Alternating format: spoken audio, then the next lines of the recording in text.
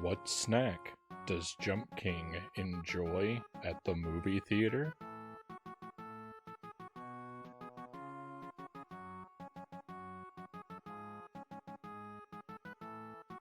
Buttered popcorn.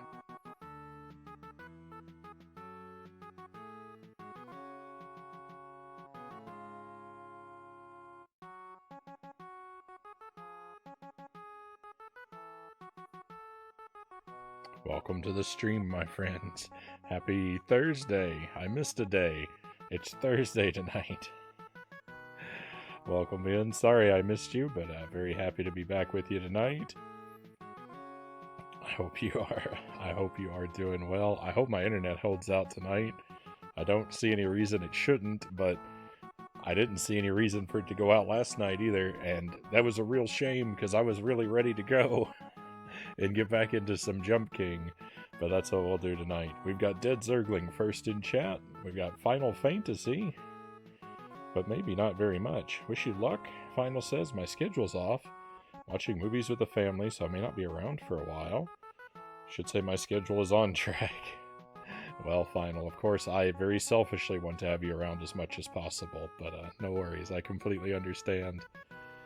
Do what is best for you, my friend, and I will just feel lucky to enjoy your company when I can. And we've also got Mile Hyrule. Welcome in. Great to have you here, my friend. And Lucent Jelly, of course. Thank you for the coffee and the snacks, Jelly. I'll enjoy some of those.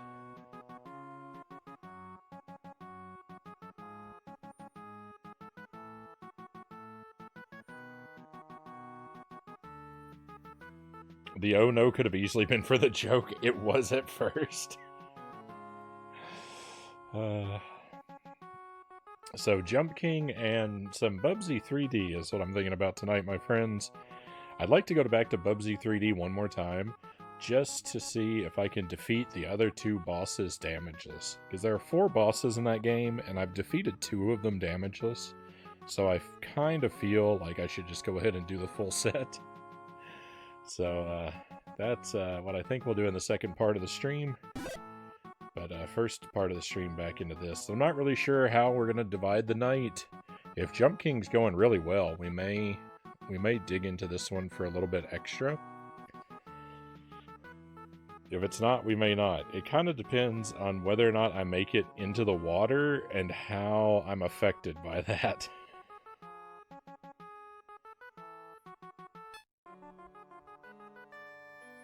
$88 hours. Yeah, we're closing in on 90. A lot of that time was time wasted. Pretty much my last 10 or 12 hours with this game have been where all my progress has happened, it seems. I know that's not actually true, but that is very much what it feels like. Oh, starting off strong.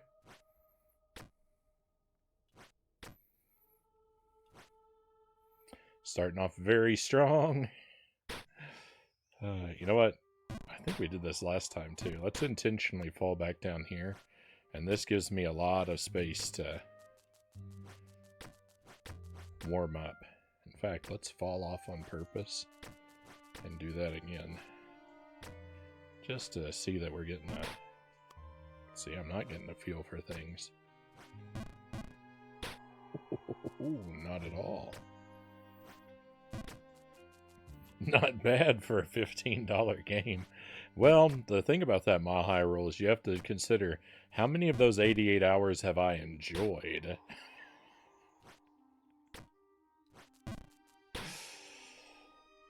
Spoiler alert, not many. Some of that's self-inflicted.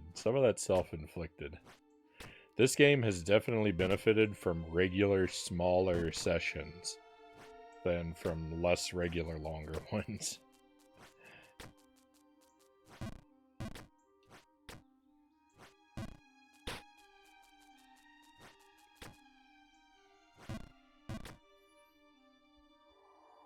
It's the frown zone. Games are not about having fun here.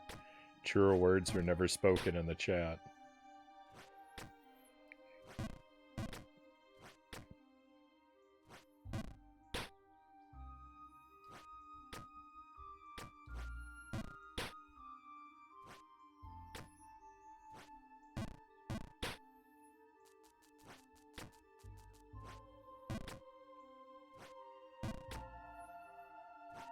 Viewers have fun watching you not have fun. That's my hope. That's my hope and my dream. Otherwise, what's the point?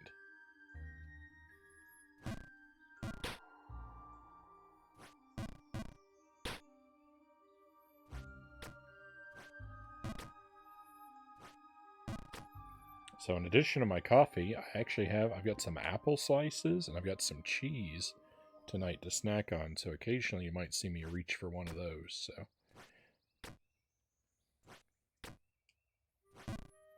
if you're curious about what I'm munching on, got a Granny Smith apple and I've got some Satori Bella Vitano Merlot cheese.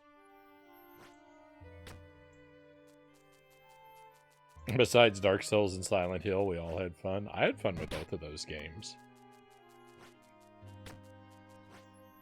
I don't...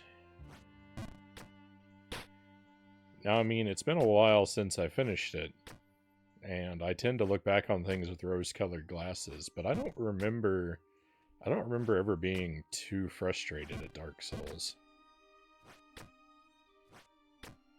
I definitely had places where I was stuck for a few nights, but I never, like, felt completely hopeless with Dark Souls.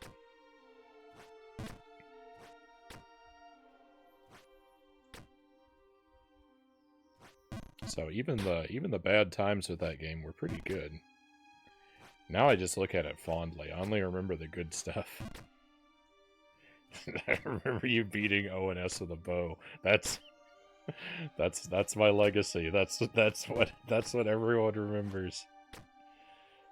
It's either defeating Ornstein and Smo with the crossbow, or kicking all the skeletons off the cliff in the catacombs. Those are the two things. I think those are the two things that people bring up most.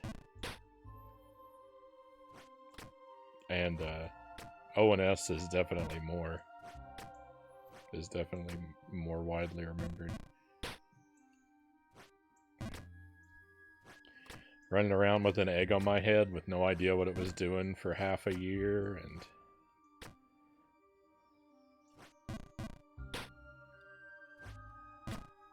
eating all my Firekeeper souls.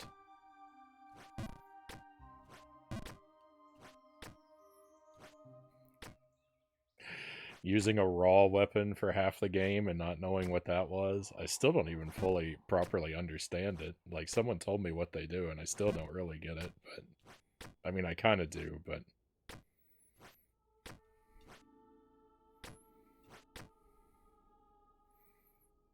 You ate them all? No, I ate 2 of them. I was exaggerating. I think I only had 2 at the time when I ate them. No, I ate 2, because I ate one, and I wasn't really sure what it did, so I ate a second one to like, double check. And so they were both wasted.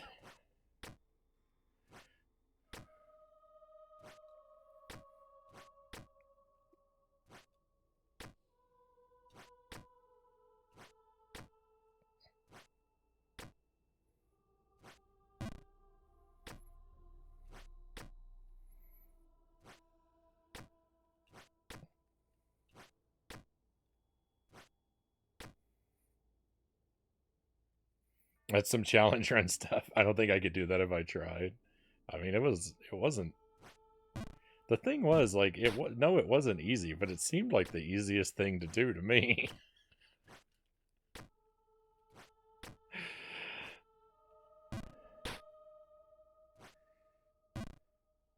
I mean, does fighting... Here's the question, Mile High Roll. You have to think about it from my perspective. Does fighting Ornstein and Smo with the crossbow seem so bad? Does it seem as bad if you consider that you're not... Because consider if I asked you if I told you you had to do that, would it seem that bad if I said, if you do it any other way, you're not allowed to roll?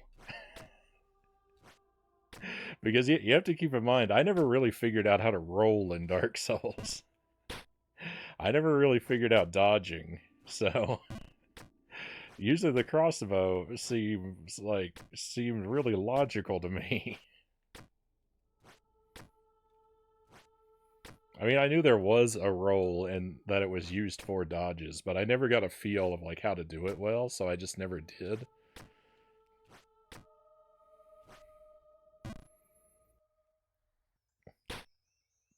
So maybe if you considered, I would not do any of it. If you considered that you couldn't dodge, then maybe the crossbow seems like a better idea than without, or with the dodge. How was the Peach game? I couldn't stay around and watch. The Peach game was alright. I had fun playing it, but I don't really recommend it unless you're okay with pretty janky and mediocre gameplay. Like it's a very pretty game. There's a lot of stuff there's a lot of like, the only thing I can say about it is it has a lot of like fantastic spectacle, right? Because it looks good and it has big exciting cutscenes, and the bosses are kind of cool but not super challenging. And then the gameplay is like, you get to do a whole bunch of different stuff, but most of it is not very polished. So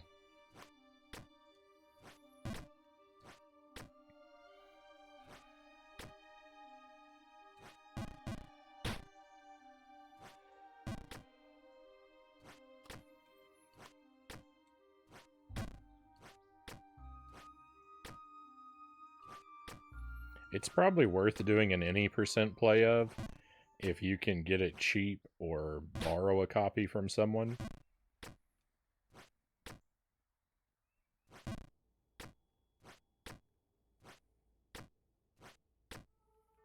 But some of the stuff you have to do for 100% is really tedious and or bad. Which just, the fact that tedious alone isn't bad. Is it qualified as bad?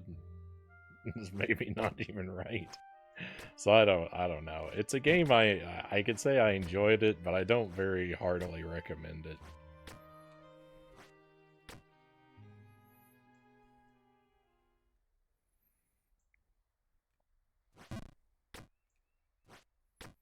When I say a slight spoiler for a good spell for Dark Souls, I mean, I guess you could. I don't really expect I'll ever learn to use magic in Dark Souls, so I guess it probably wouldn't hurt to know.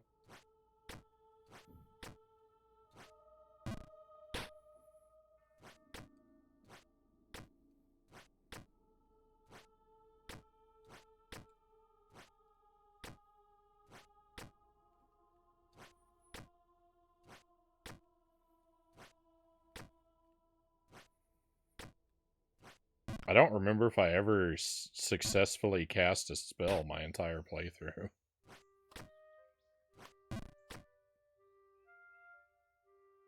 Okay, Iron Flesh. That makes sense, like that, the description there. That would probably be a good one for me, considering my playstyle. Which is raise your shield and tank the damage all the time.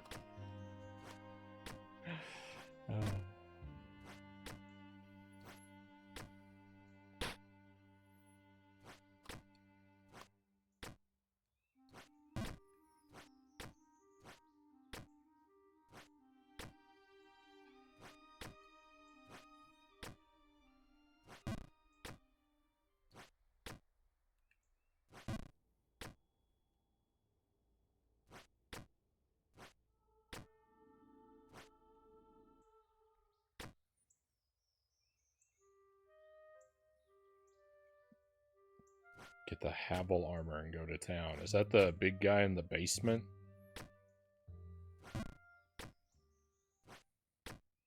Or is that the onion guy?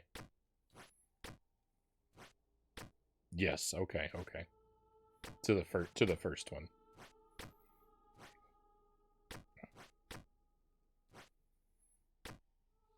Yeah, yeah.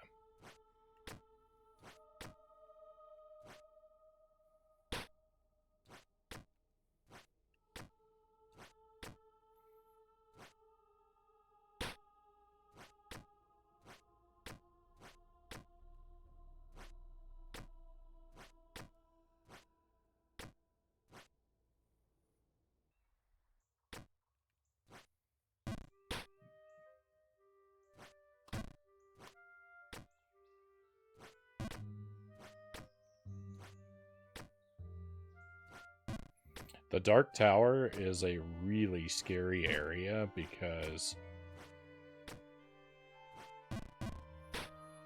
we only glimpsed it for like 7 seconds during the last Jump King session, but it's already a really scary area because I can tell from its design that basically every jump I miss means I have to repeat the entire water area.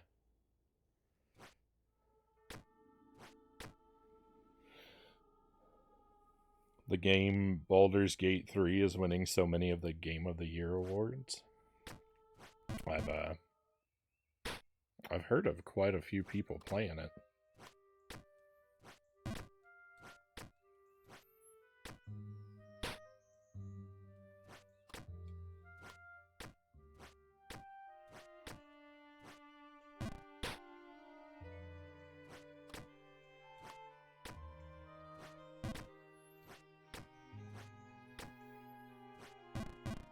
It didn't win my Game of the Year award, though.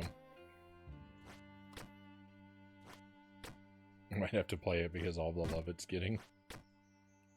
If you do, I hope that it turns out to live up to your expectations. My Game of the Year for 2023, Time Tunnel on the Commodore 64. That was my most exciting and memorable adventure.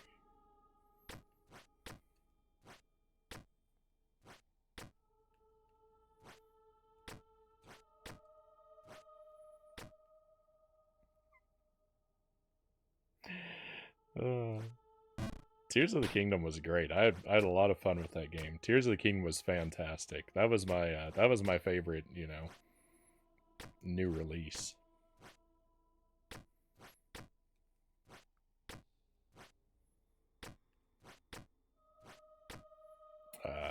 Easily my favorite new release.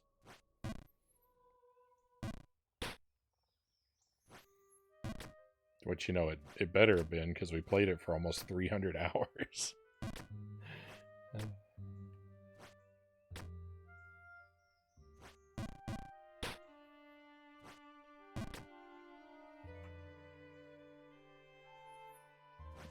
Is it your favorite Zelda game? Probably not. It's, I don't know, because it's hard to compare. Like, it's hard to compare the 2D versus the 3D versus the Breath of the Wild games, because they feel like very different games. They're so different in what they are that I kind of feel like it doesn't make sense to have a favorite across all 3 categories. You kind of have to pick at least 3 games, I think. And even then, like, choosing a favorite in those categories gets really tough.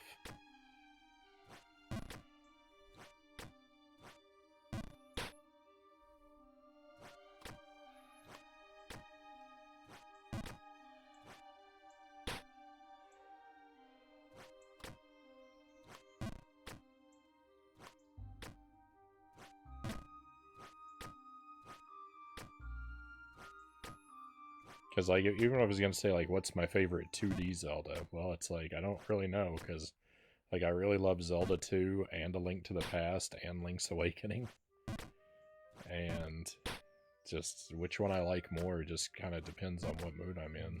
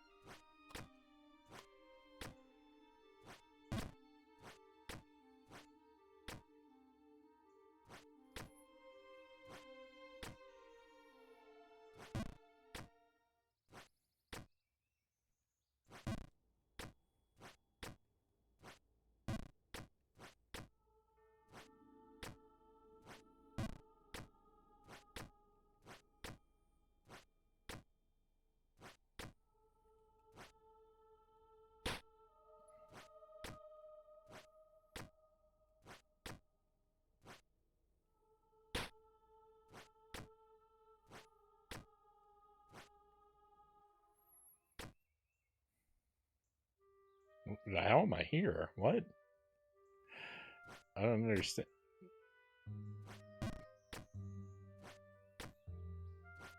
I knew I was falling down into this room, but I thought it would have landed over here on this platform, not here on this one, so...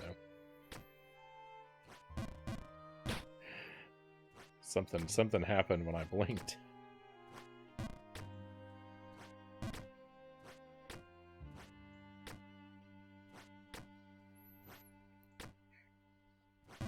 I went away for a second, and the whole world seems very different than I thought it was, than I thought it should be.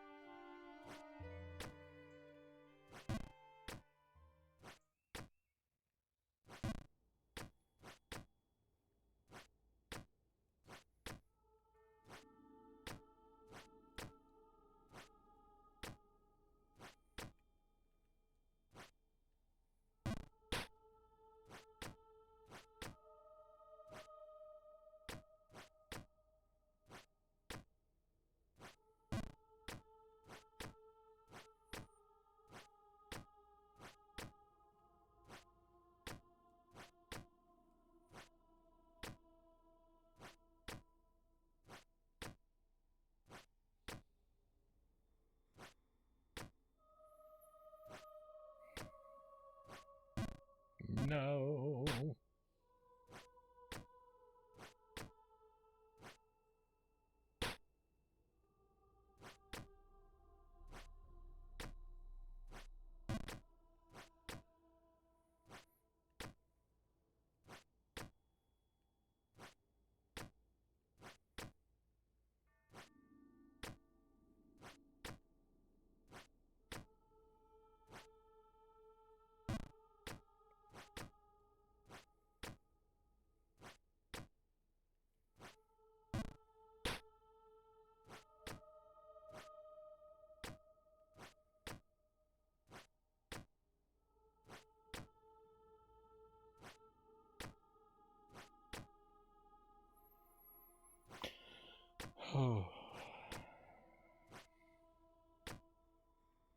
Okay.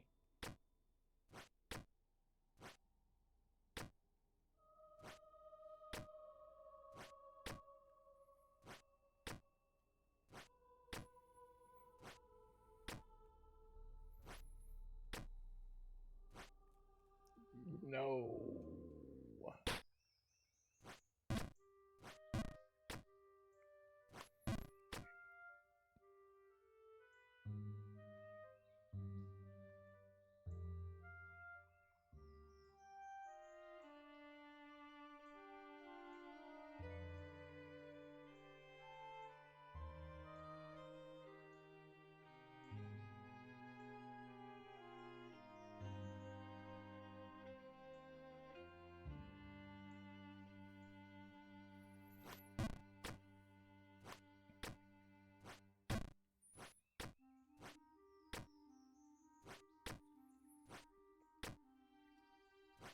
I've been playing so many games now over the past couple years that, like, it's really hard to reflect on and remember what I've played.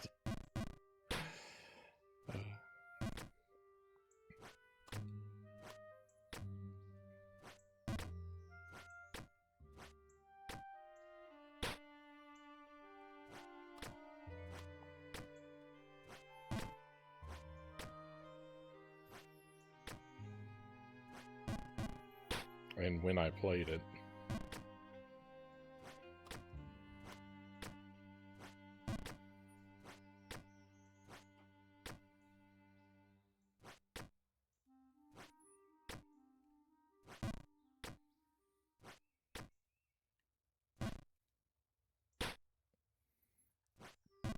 Doing that once was already unacceptable, and then to do that a second time? That jump's not even hard. What's wrong with me?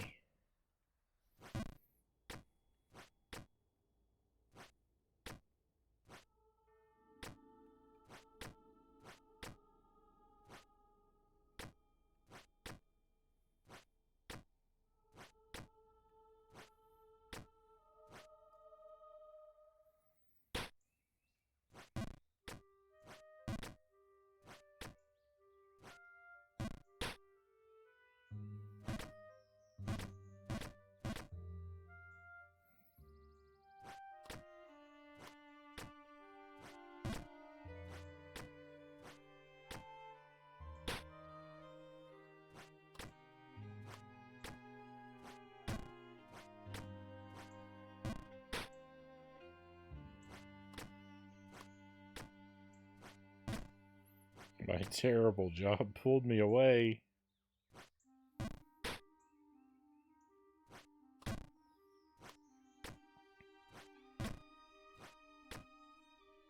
I'm sorry, Zergling. You might be without aid tonight.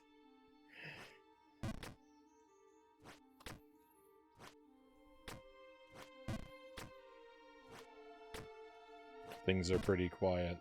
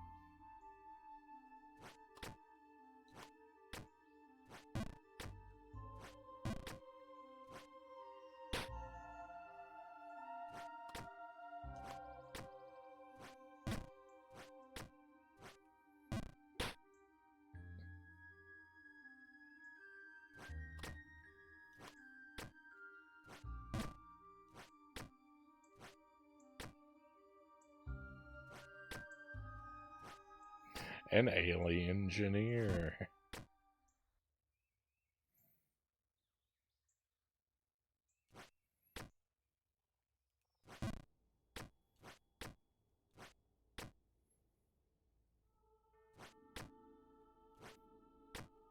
Mile High Roll to the rescue.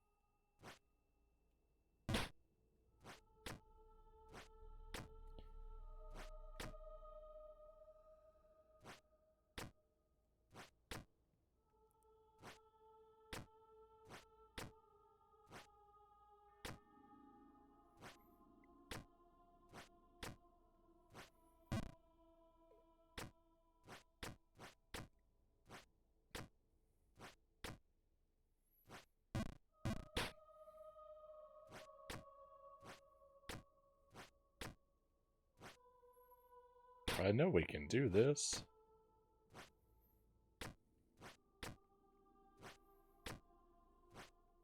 We've made it up here lots and lots of times.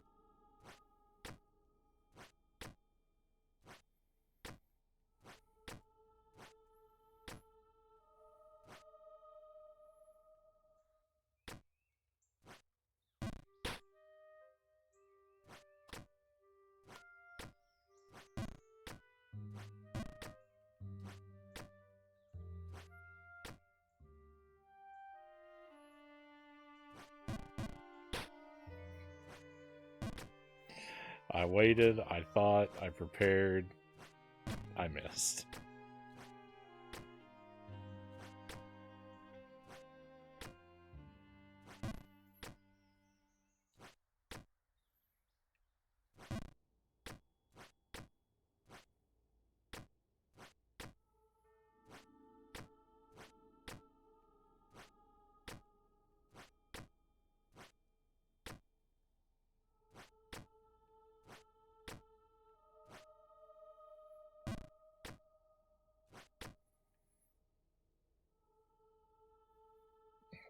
Yeah, popcorn made by a trained alien engineer.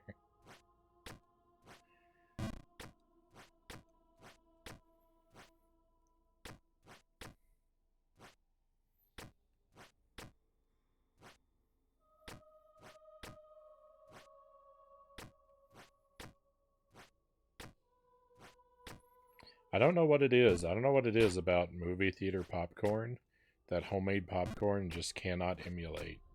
But like it always tastes much different from the movie theater than anything I can make at home.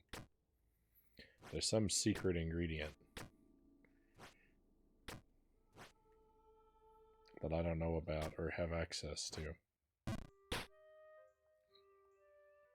Probably melted plastic. That sounds like a dangerous one to experiment with. That's essentially margarine, right? Margarine is an inorganic substance, if I'm not mistaken.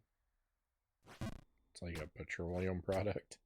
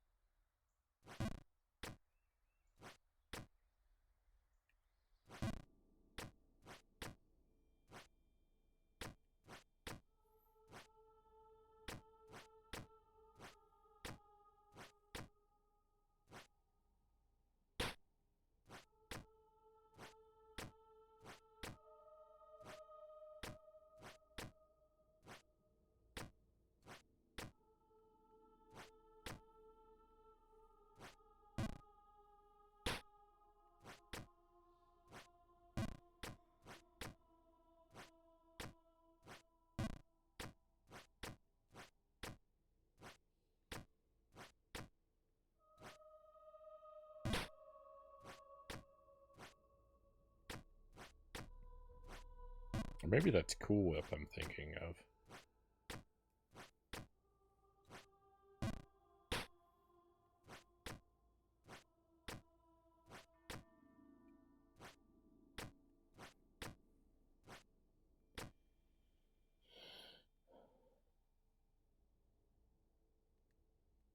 When my kid's computer stopped working, had intermittent problems for weeks, but she is too scared to tell me about it. I solved the mystery today, though.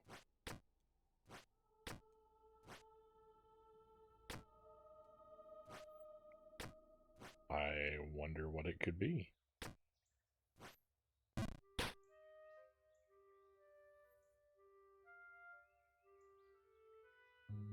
One of the other kids knocked the cord of the power bar loose.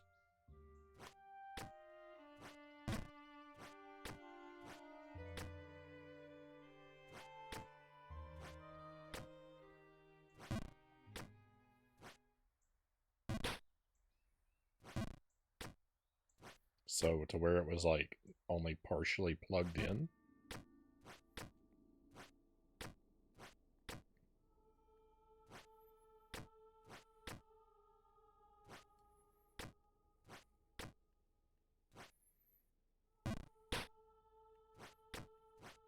If so, I'm glad you found it before a fire started.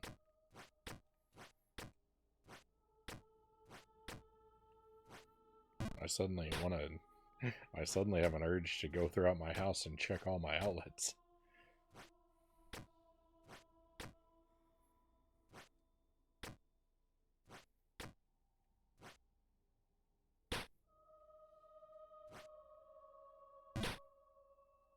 they weren't good.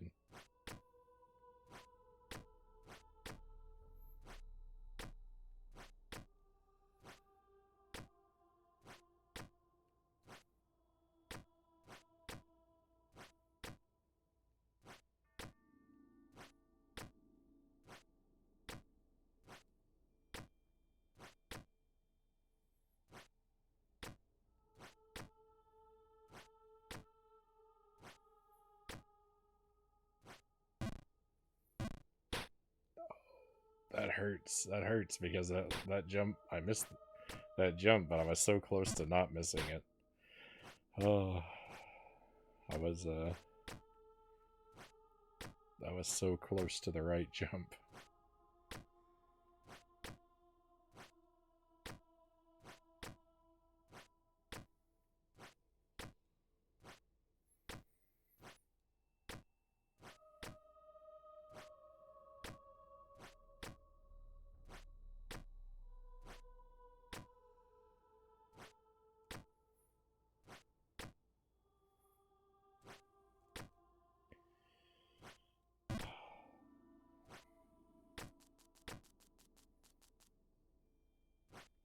I am very lucky, wise snake. Thank you for my useless gift. I will cherish it always.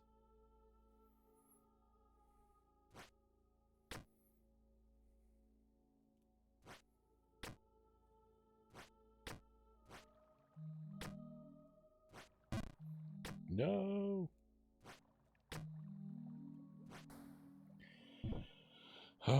Okay, back to the water. It's already, it's more different than I remembered.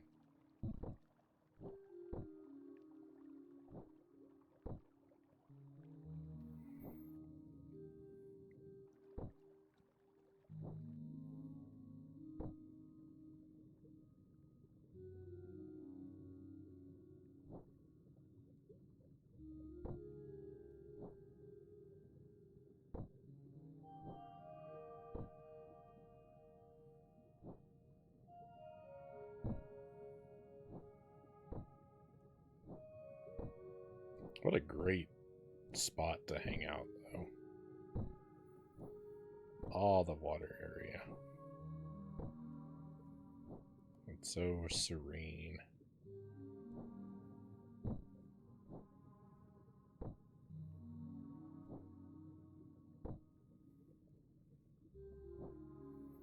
How could I ever really be upset about spending time here, right?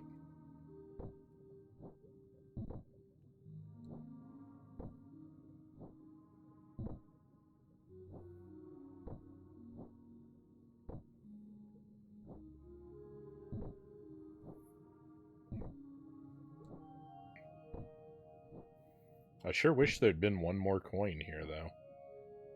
Having 9 coins in my inventory is worse than having 6.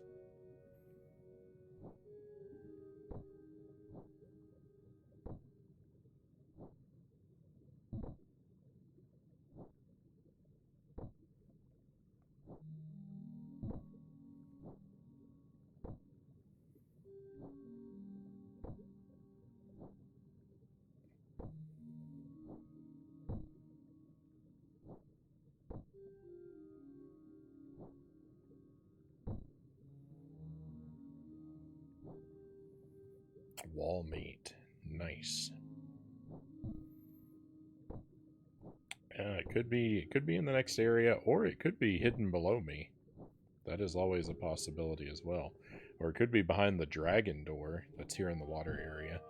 But I was kind of suspicious that maybe the new item that the coins buy for me would be a way to open that dragon door. So I thought the coin probably wouldn't be there because we would have gotten it by the time we opened that.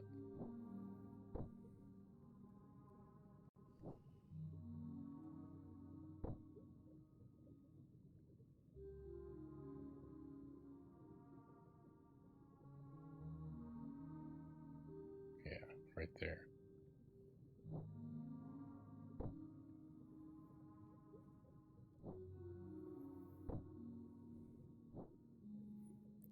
can't hold it long enough.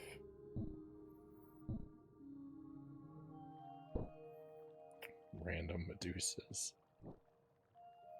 I mean, it's a dark tower, not a clock tower.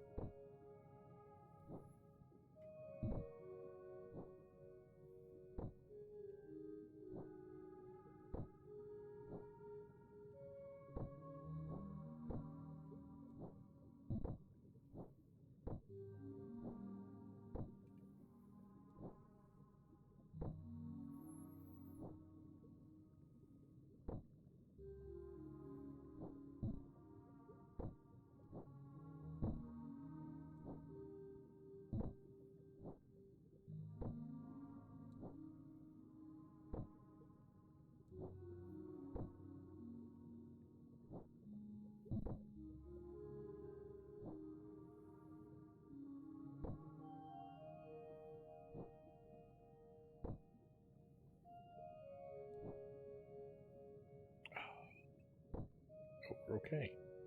Shocking.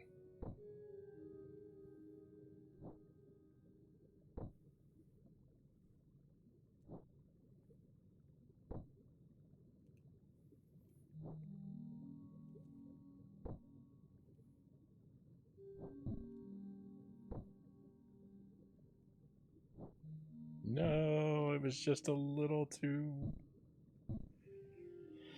It's just a little too weak, my jump.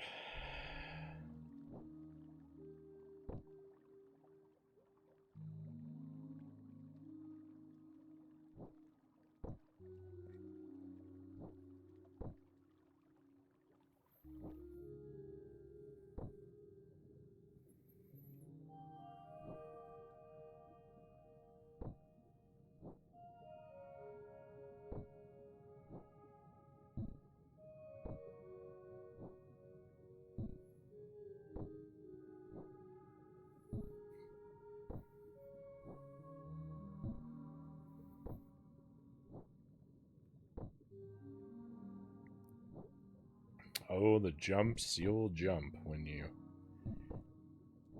are trying not to overjump.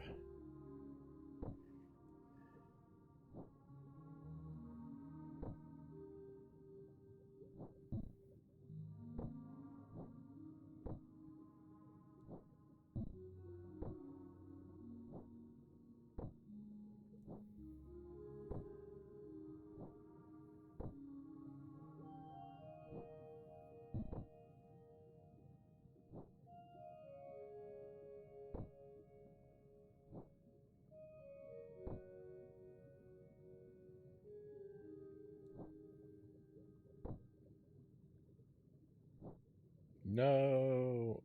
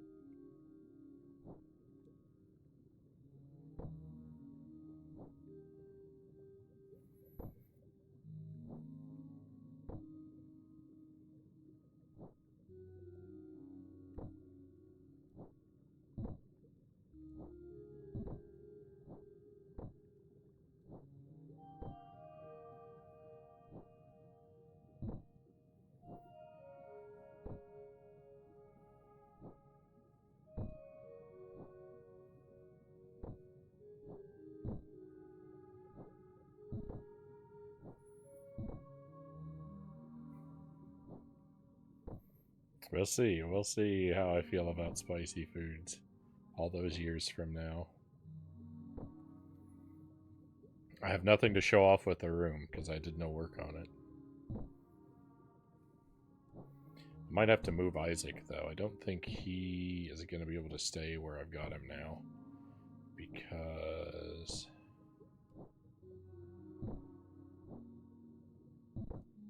I've done a bad job at, like, I've blocked almost every power outlet with furniture. So I might need to slide Isaac out of the way so I have a space to put a piece of furniture that has a hole in it so I can access the power outlet behind it.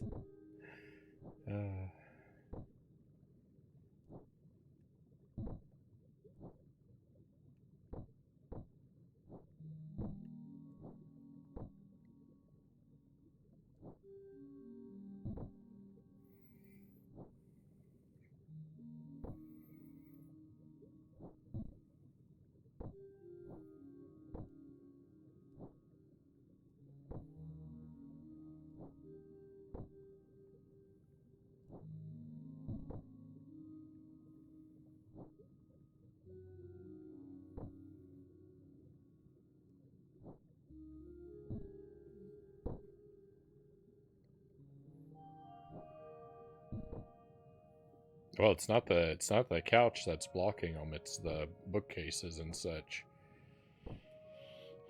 And yeah, that's kind of what I'm leaning toward, but I don't have a lot of extension cords with flush plugs. Like, they've got plugs that you can't set something up against the wall in front of it because the plug sticks out of the outlet. So those are no good.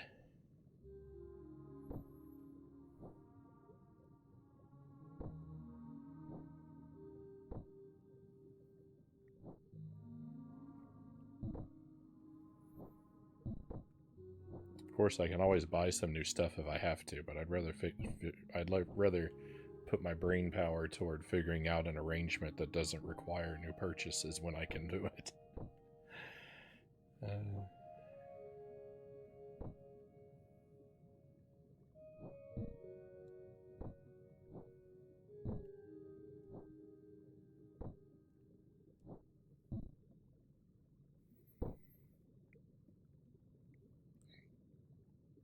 Hey, Finragon, welcome in. You're going to play Bubsy 3D? I'm going to play Bubsy 3D more.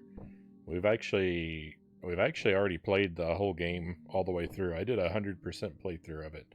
I got all the rockets, and I did the extra step of getting 200 atoms on every stage, too, which the game doesn't even track, but I love a challenge. But I'm going to go back to Bubsy 3D and try to... I've already defeated half the bosses in the game damageless. And I'm going to go back to it and see if I can defeat the other two damageless as well. Yeah, I'm sorry to say. We finished that up. That was most of last month, was Bubsy 3D, I think. I mean, I'm always juggling a whole bunch of different things at once, but I think we played the majority of it in March. It was fun. I like Bubsy 3D. I'm a Bubsy 3D fan. I did not get the horrible nightmare of agony I was promised with that game. I mean, it's not a good game, but I thoroughly enjoyed my playthrough.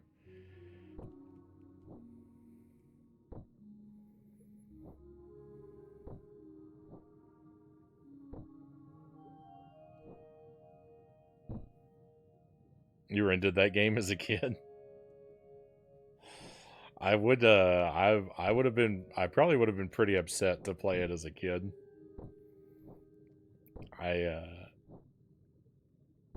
That game does require a great deal of patience. Which I did not have when I was young. But yeah, it was frustrating, no doubt. But yeah, I liked it. I mean, I got stuck and frustrated, from time to time in it. But overall, I mean, I was able to figure everything out. Um, the 200 atoms thing, it took me a while to decide, like, if I was going to get all the atoms in the game, because I didn't, I couldn't figure out, I couldn't understand how many atoms are supposed to be on every stage, and it seemed inconsistent. So I had someone in the chat help me out with that. They looked in the manual for me, and the manual said there are 200, so I set a mark of 200 on every stage, and we got more than that on some of them, because there are, like, safety atoms on some stages. But we got at least 200 on every stage, since that's how many the manual said there are.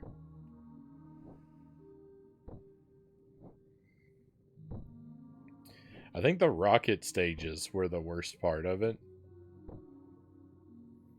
The stages where you have to ride around in the rocket, not the collectible rockets, but like the roller coaster, like minecart, like rockets you fly around in on the tracks. I think those stages were the worst for me.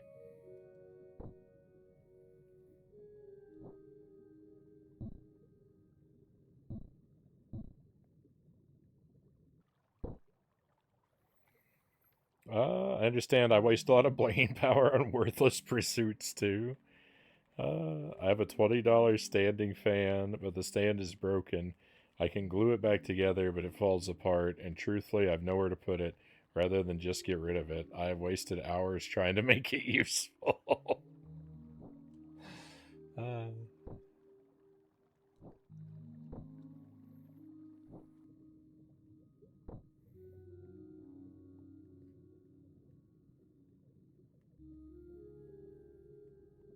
uh, this is Jump King, and yeah, it's a retro throwback. It's not properly retro, but it's in the style. It's retro in spirit.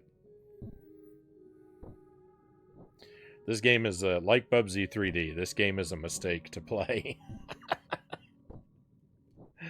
but I kind of love it. I've had worse times with this game than I ever had with Bubsy 3D, though. This game has made me more hopeless. This game has made me more hopeless and angry than Bubsy 3D could ever dream of. Hey, Congo, welcome in.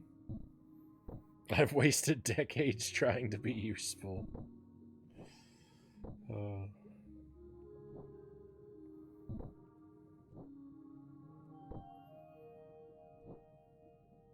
At least you were trying, Congo. Some would say that I wasn't even doing that.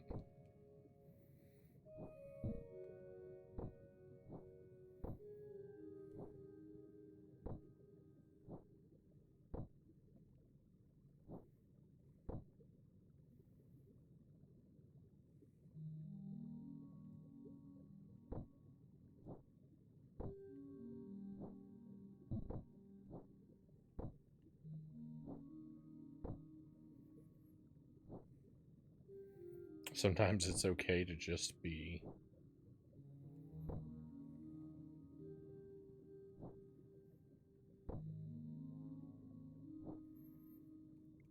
No. So close.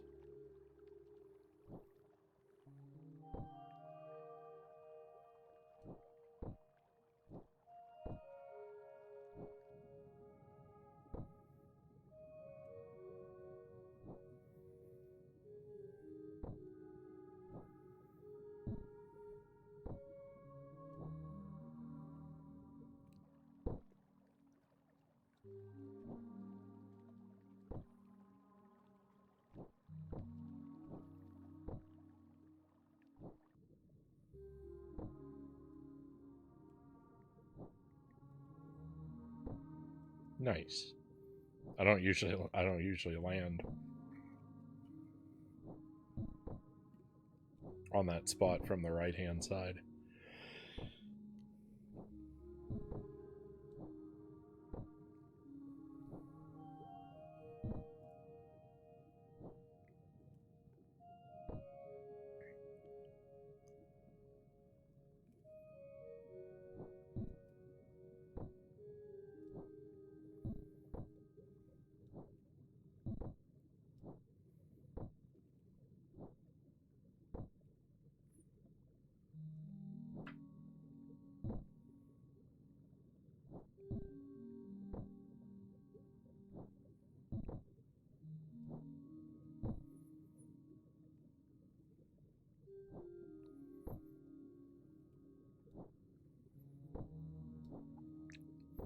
Frownie, I have a spoiler for you. This game requires jumping.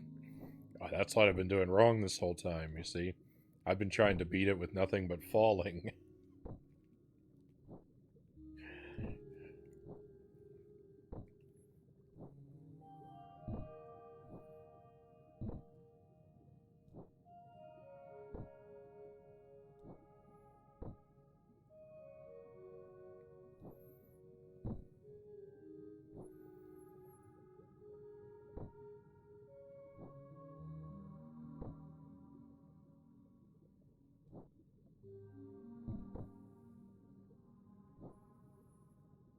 No! How? How did I do the exact same wrong jump? Oh.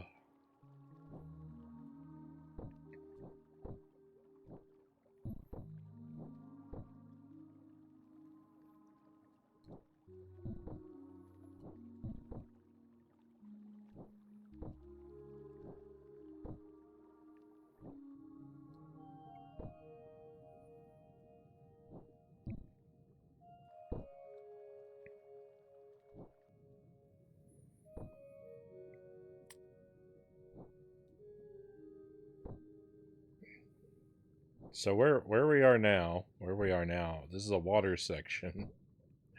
As you can no doubt see, we are underwater, and everything down here is the physics are all different. Everything is super slow. There's extra gravity, and the jumps all take extra time to charge. It's very, very weird and shockingly different from how the game normally plays. And when we get out of here, when we get up to the top, we're no longer in the water. It's a new area called the Dark Tower. I've seen one glimpse of it. And, that's where we're hoping to get back to tonight. But when I get back to the Dark Tower, I'm no longer underwater, and I don't have any opportunity to adjust to the new physics. So, like, there is a strong part of me that says the smart move is, if I make it back to the Dark Tower, to just stop playing for the night. Because that's what we've done so far. If I make a mistake that drops me below the water, like down there is below the water, it's weird. This is like weird, just a weird band of sky water. So I've been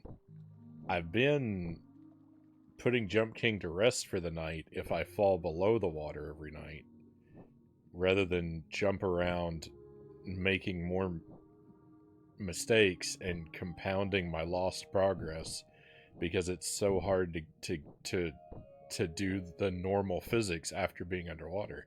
So like it seems to me the smart thing to do is, if I make it to the tower, to stop for the night so I can come back with a clean slate tomorrow and try the tower feeling that the physics are normal. But I really don't think I'm gonna have the willpower to do that. If I get to the tower, I'm gonna want to try to explore it. I don't think I'm gonna have the willpower to do what I know is smart. A very long way to say all that.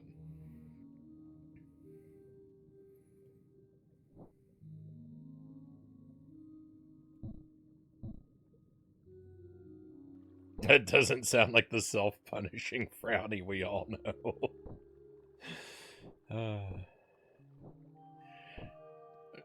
It's tough though, because either way, see, the problem with the Dark Tower, and the thing that really like makes me talk myself out of that idea anyway, is the problem with the Dark Tower is the first couple jumps look to be very difficult anyway. So even if I put the game down for the night and come back to it fresh tomorrow, I'm coming back with no opportunity to warm up for the night, because the first jumps look so difficult that I seem to be very likely to miss them either way. And they're designed to missing a single jump in that area is designed to send you all the way back through this area. That's why there's nothing on the edges of the screen. The left and right sides are completely open, so there's nothing to catch you when you overshoot a jump in the Dark Tower.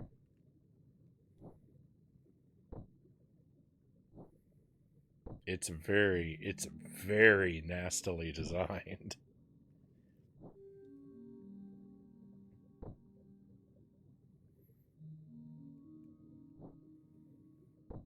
Zergling's comment about the fan rings true.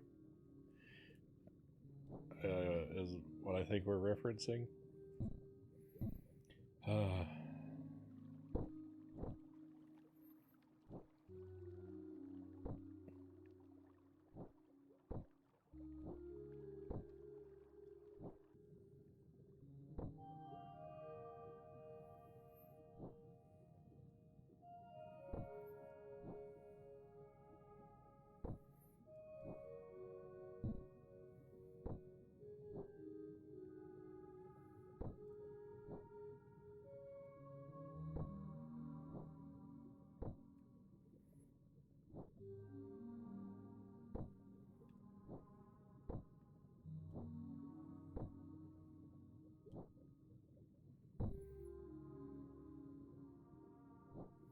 I can't bring myself to trash a working electronic, even if I have spent more effort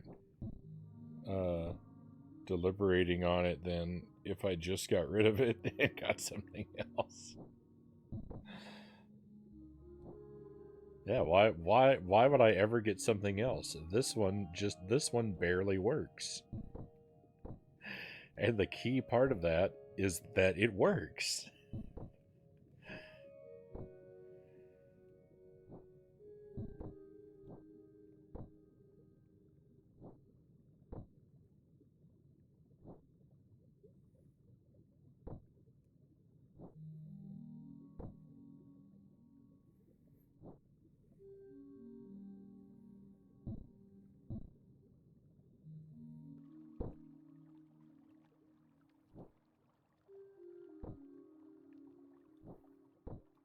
That's why I stream from a decade-old laptop.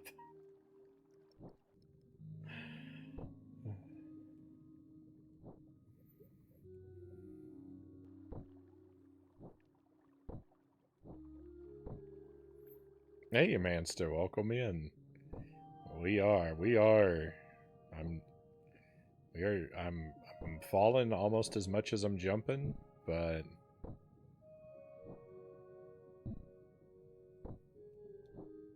so I made it to this area, I think on Monday night. I got here for the first time. So I've got a bit of experience. I've actually made it through this. We're underwater now. The physics are all weird. There's like a band of water that runs through this area just to make the physics weird. And it's really quite devilish because whenever I leave the water, whether I make it out through the top or if I fall back down out of the bottom end, whenever I leave the water, my brain is completely ruined and I don't have a feel for the normal jumping at all anymore. And so it's just one disaster after another if I ever leave this area once I've gotten here. It completely erases everything I learned about the game.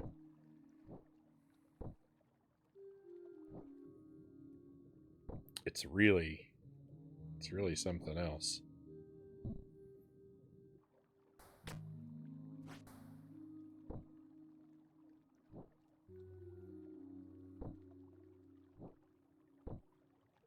It looks like it's mercifully designed, but it's not.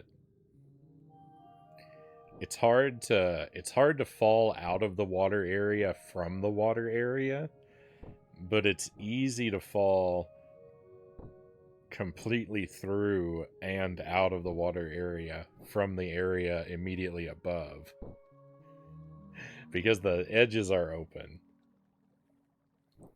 You're unlikely to fall you're unlikely to fall down either edge while you're in the water, but as soon as you get above it, like, all the peril is at the edges of the screen. So if you make a mistake, you come into the water and there's nothing to catch you all the way back down. It's really, really terrible what they've concocted here for me.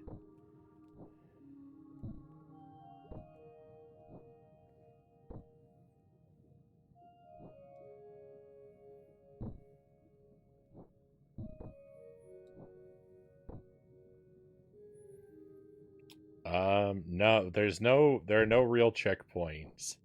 At any point, you can fall all the way back down to bedrock.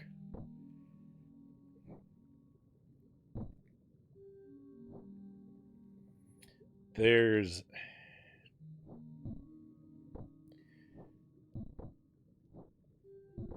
there is an area that is kind of like a checkpoint where it's virtually impossible.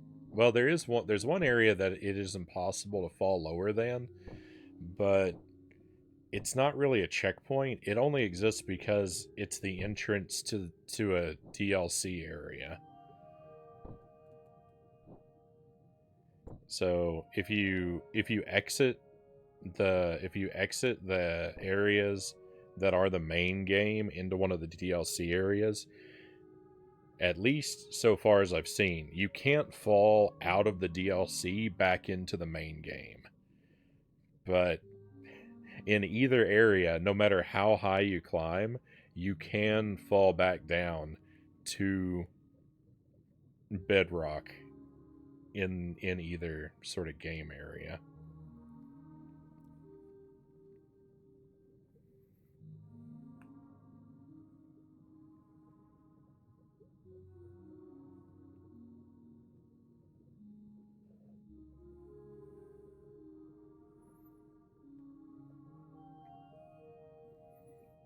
I think if I bounce into the overhang here, that the angle it's at would probably send me down the middle. Don't I don't really want to risk experimenting with that. You can you can bounce off of you can bounce off of vertical walls to get up onto ledges in several areas, but a slanted wall like that, a wall that's slanted downward, you won't bounce. You'll latch onto it and just slide. And one that overhangs you, I don't think can redirect you at a useful angle.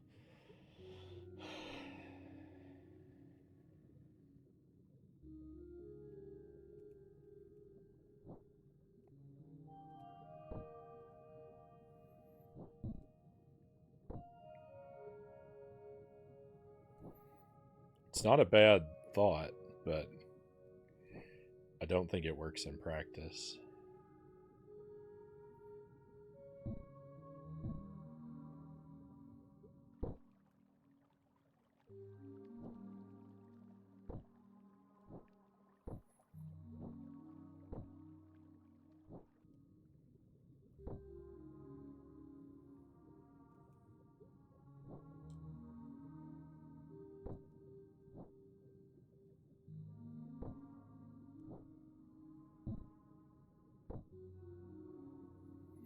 This game would try my patience so much.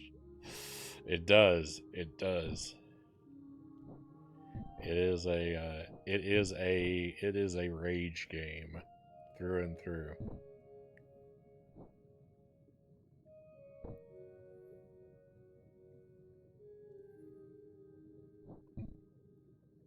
Yeah, almost every missed jump, almost every missed jump in this area is a total reset. It doesn't really bother me though, because I've been in situations that are so much worse. Like this is a slow climb back up here every time I fail, but it's all right. It's all right.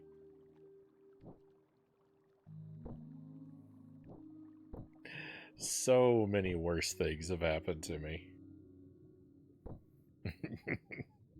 As you say, rage game in the calmest tone ever. Oh, I haven't been I haven't been perfectly calm throughout this entire playthrough. I've gotten bent out of shape a few times.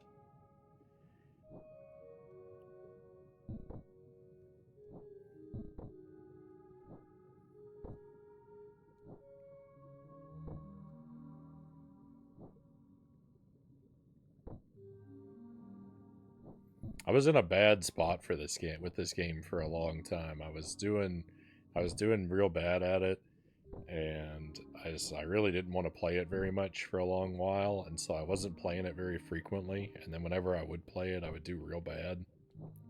So I was kind of locked in a really negative circle with this game for a really long time.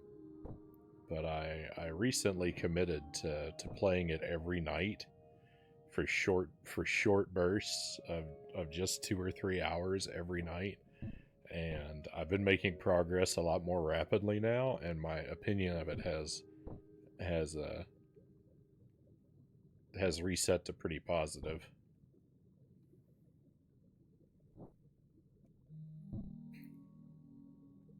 Speaking of resets,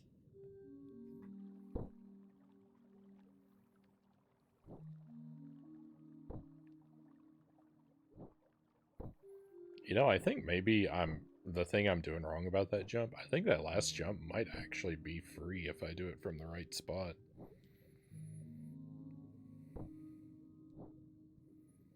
Because I'm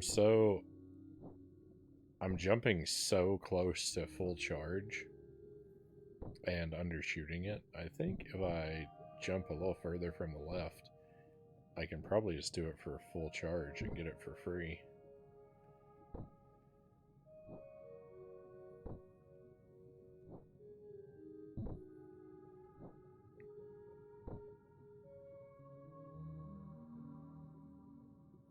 Yeah, that's what this game does to you. You get so broken that just redoing the same new section 100 times makes you happy now. It does. It does.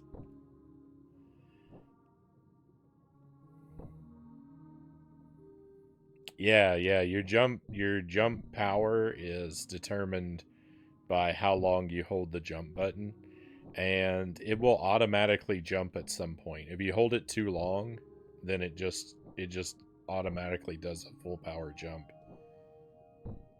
There's like an invisible timer when you hold the button.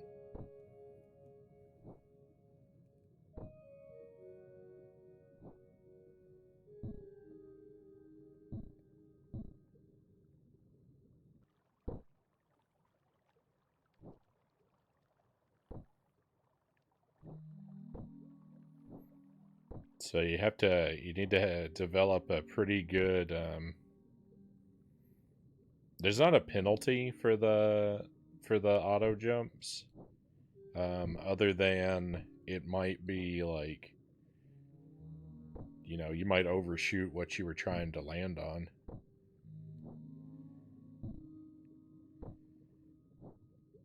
So which would just be the same penalty as any missed jump.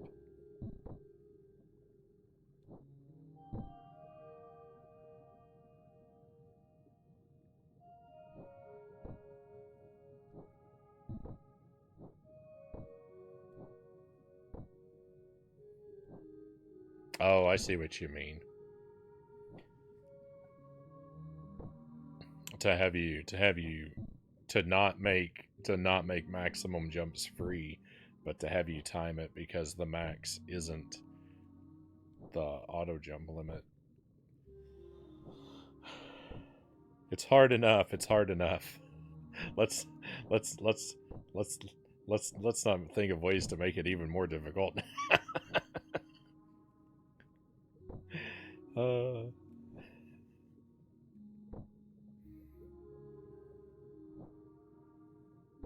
Alright, so if I jump away from the left, not, I don't want to bonk my head, but away from the left. Can this be free? Oh, It's so close. But no, I don't think it can. Oh, thank goodness. Can't believe that saved me. How nice.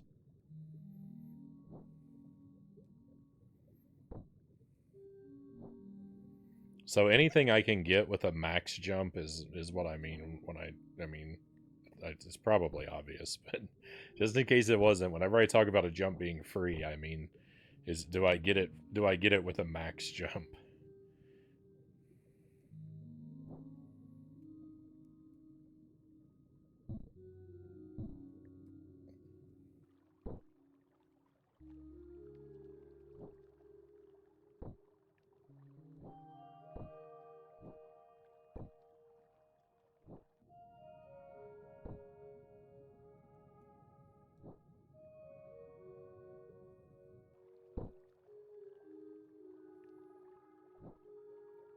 It's all right. We'll get there. I've made it out of this area before, so I know I can do it again.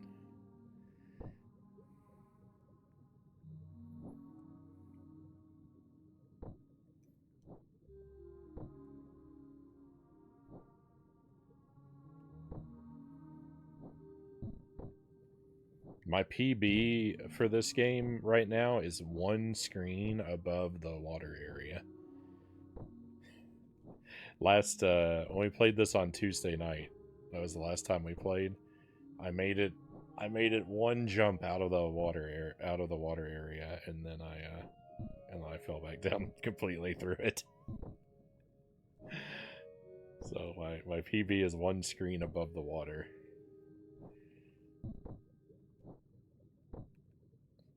It's scary up there too. I hope I can make it back up there. It's a scary part of the world.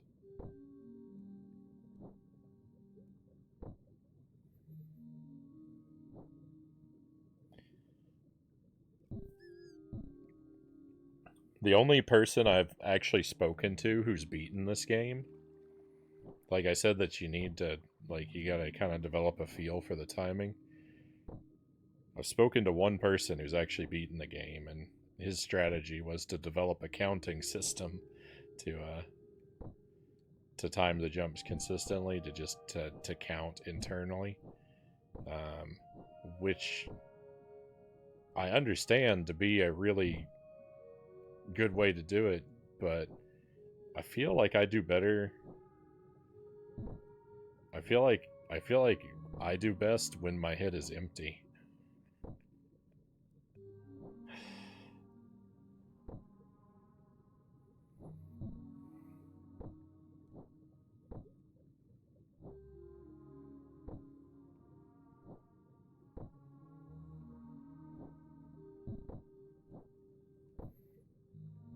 I mean, I am doing something akin to counting, because I am actively, like, trying to feel a sense of the time. But I'm not actually vocalizing the numbers in my mind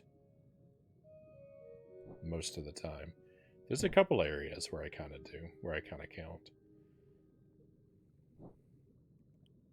Oh my goodness. Oh, that it could be so short. You're just too smart to succeed. Is that what that translates to?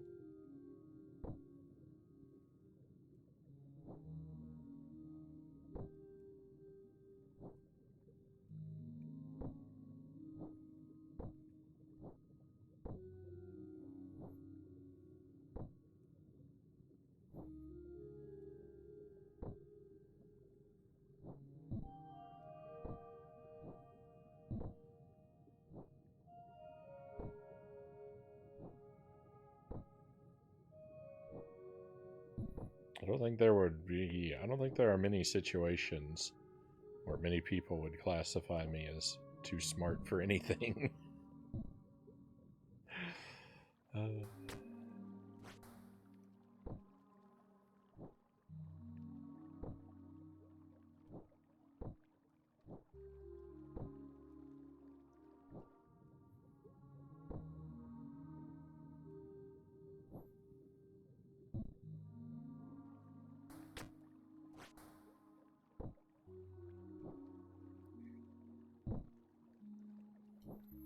Even that one spot right there, just falling for that short distance out of the water and making that one partial jump back up.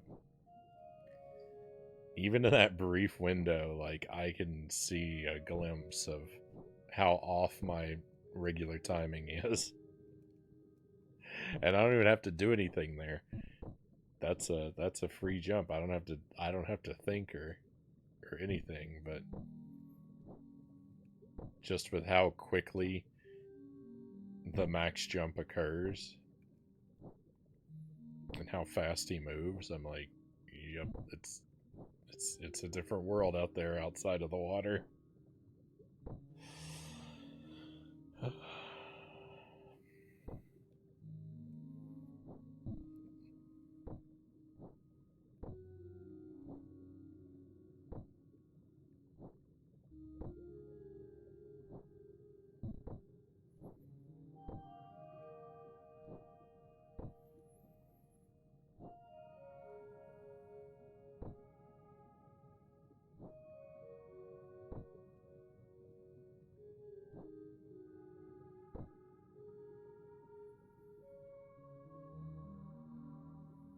I am going to try to do this with a max jump one more time.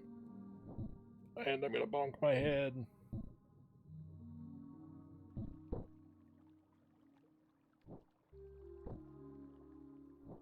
And by one more time, I meant 2 more times.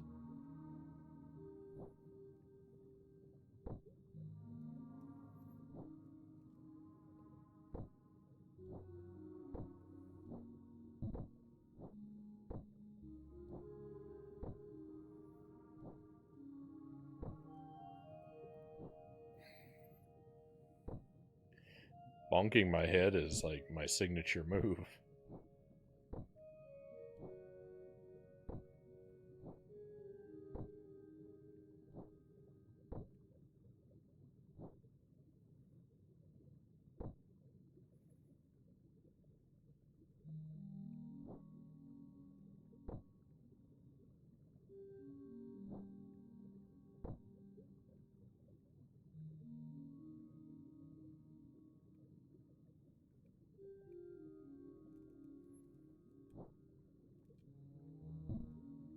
Yeah, okay. Max jump is out of the question. I've eliminated that possibility now. It's kind of impressive how well the water area is designed to rest you.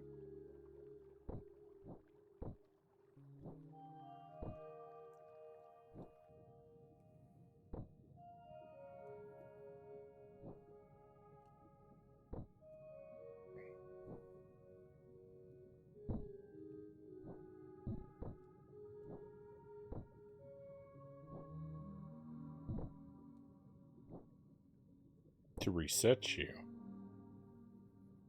Okay. I didn't quite follow what you meant by rest. Though yes, it is very relaxing.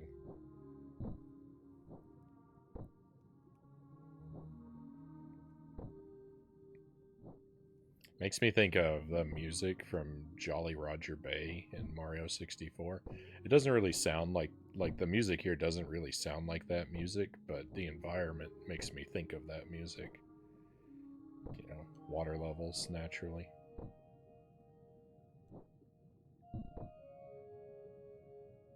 Very ambient.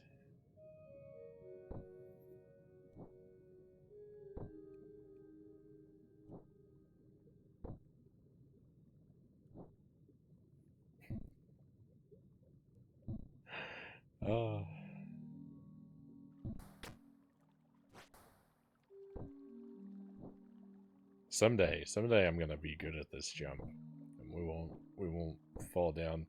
We'll still fall down here a lot, but we won't fall down here quite the same way.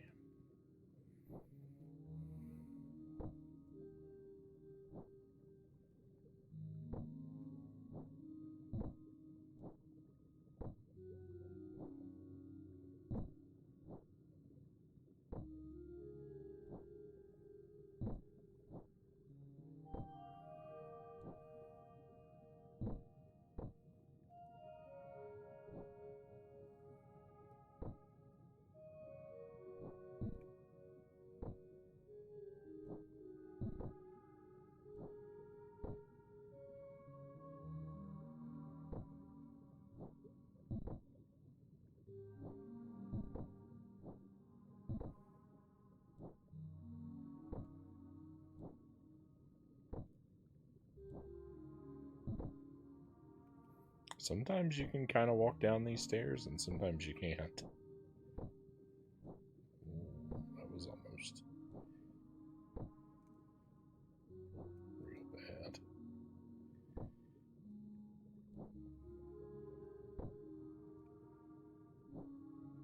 I'm surprised I'm not missing that one more.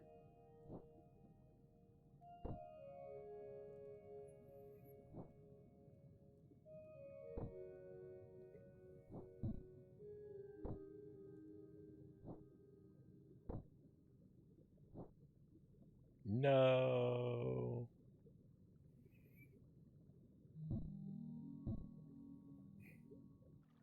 The Stairmaster.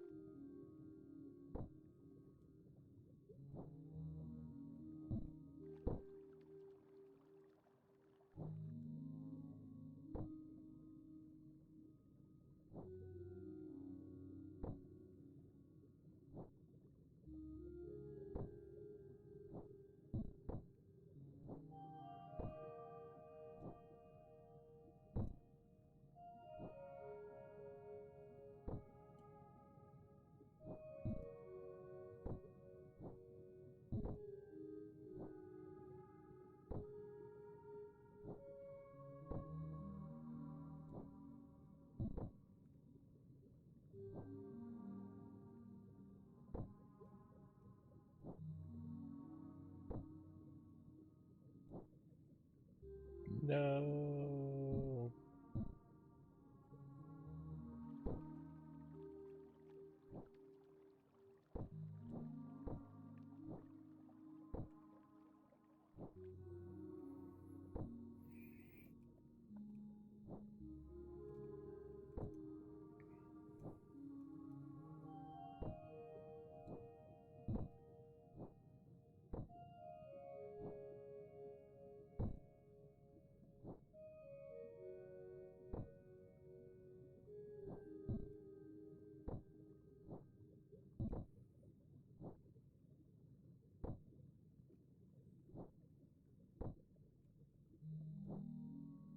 Whoa, would it really make a difference? A couple times people have brought up the idea of, like, sure would be helpful if they put a little gauge on the screen so you could have a visual indicator of your jump charge, which, you know, would be nice, but also would kind of destroy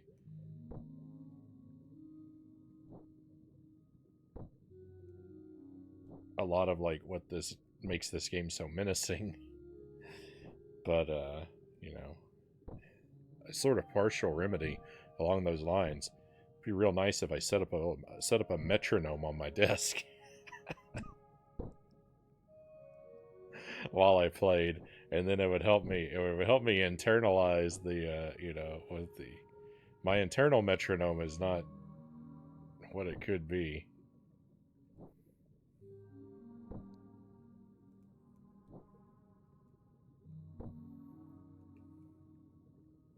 Hey cows, welcome in. Always great to have you here. I see the internet is being more cooperative today. No problems yet. Let's keep our fingers crossed.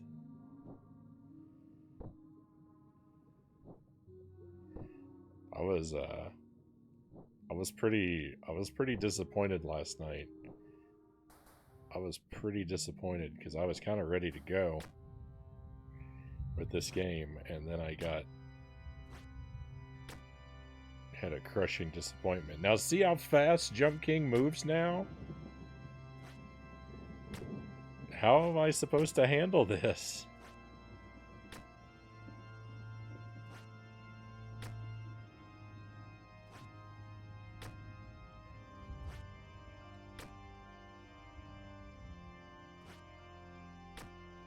So, like, what I want to do is just quit for the night and come back, because now I don't have a sense of how he moves at all.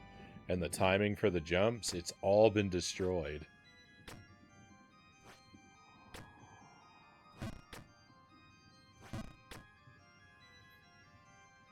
So, like, my thought is just come back tomorrow and tackle it fresh, right?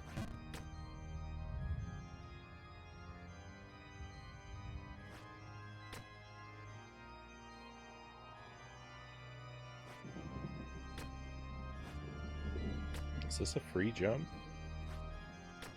That is a free jump. Nice.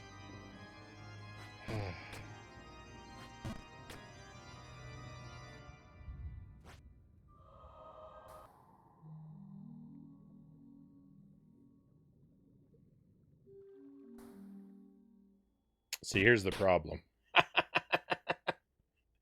Because, see, now, when you miss that jump, there's what I was talking about. If you miss a jump in the Dark Tower, it's designed to send you all the way back here with every fall. Those edges are left empty, and it slopes inward like it does to send you here with every fall. Oh, it is horrific. Hey, Tip, welcome in.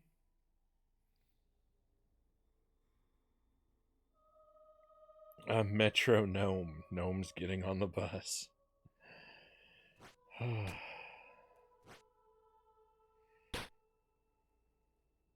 So yeah, my sense of timing for the regular game is now completely destroyed.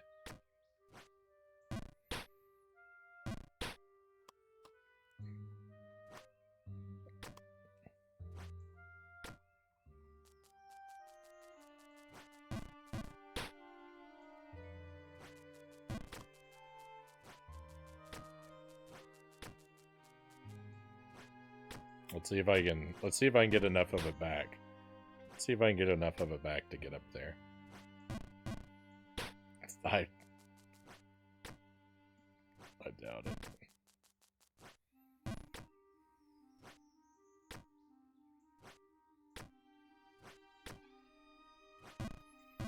Just the thing is, after you spend a little bit of time in the water, everything in the game feels like it's running at supersonic speed now. It is indescribably jarring.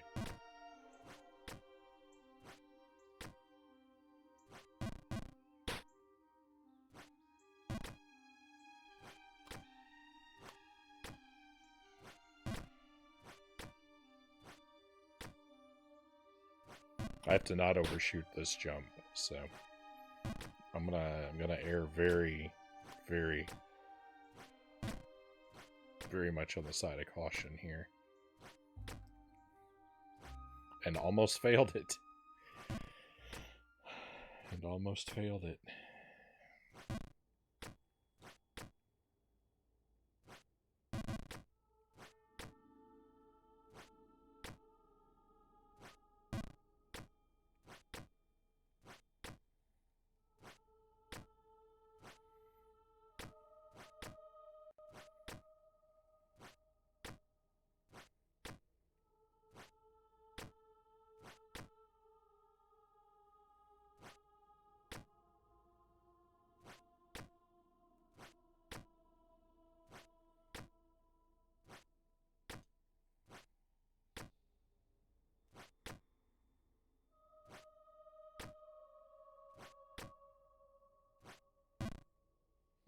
We were doing alright. We were doing alright for a moment.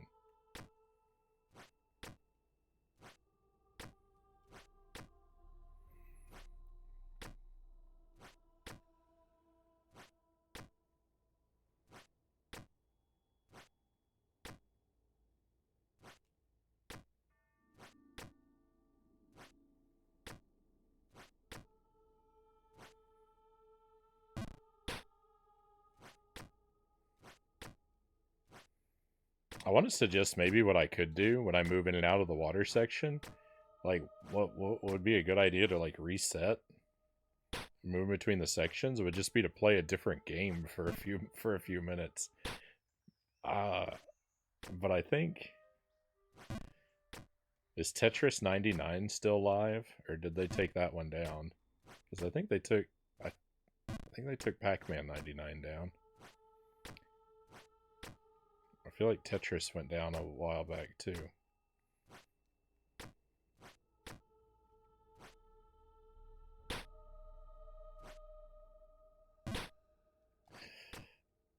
It'd be a great idea to like transition, like whenever I transition in or out of the water. Well, whenever I transition out, going into the water is not a big deal, but going out of the water, let's switch and play around a Pac-Man 99 or something.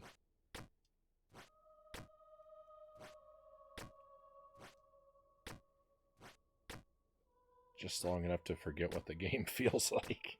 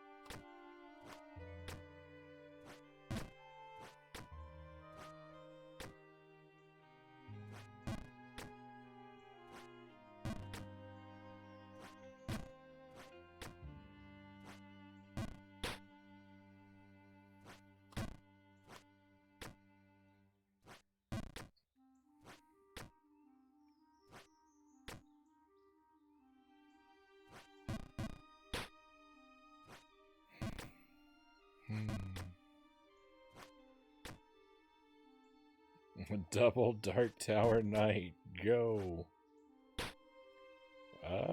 We'll see. I'm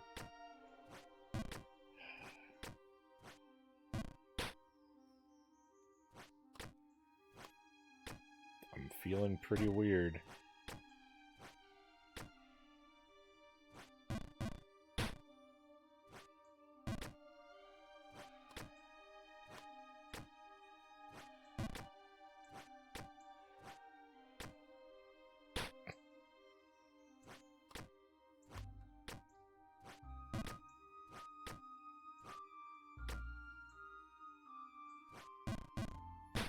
Stranger things have happened on the stream before, though. Hey, Greg, welcome in. 1 step forward, 10 steps back. Hey, that's how it goes. That's how it goes. We hit a new PB, and now we're all the way back here.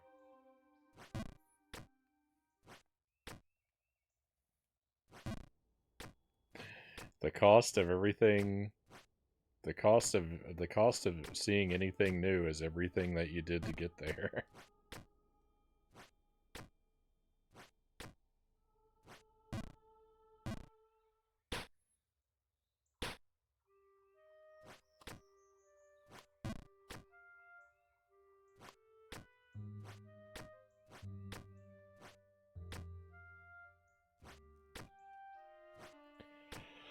Oh, I can't wait to be done with this game someday.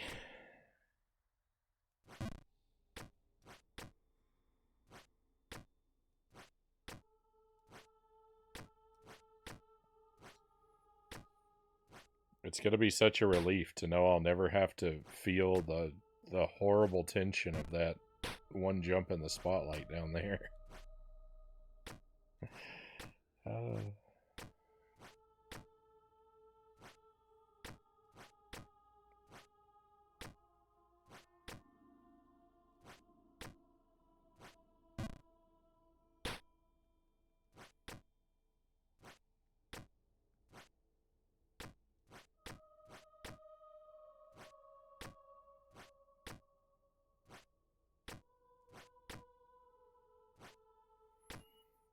Been better. I have a headache. I'm sorry about that, Greg. Hopefully that'll clear up sooner rather than later.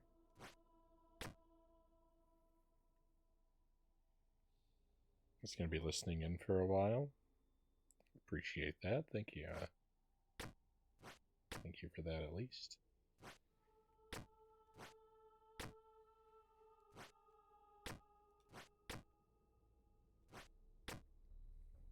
That did not feel like that should have made it. That jump didn't feel right at all. None of these feel right. And most of them aren't. That's why I keep falling. Oh, Jump King, why?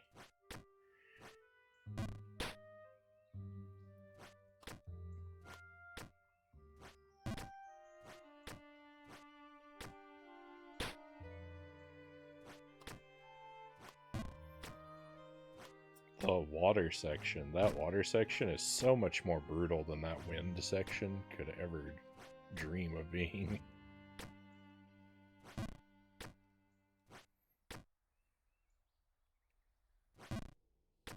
It doesn't seem like it.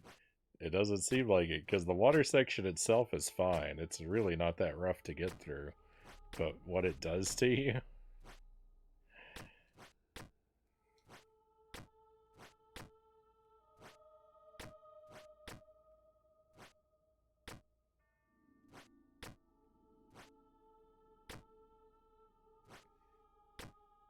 its consequences are unbearable.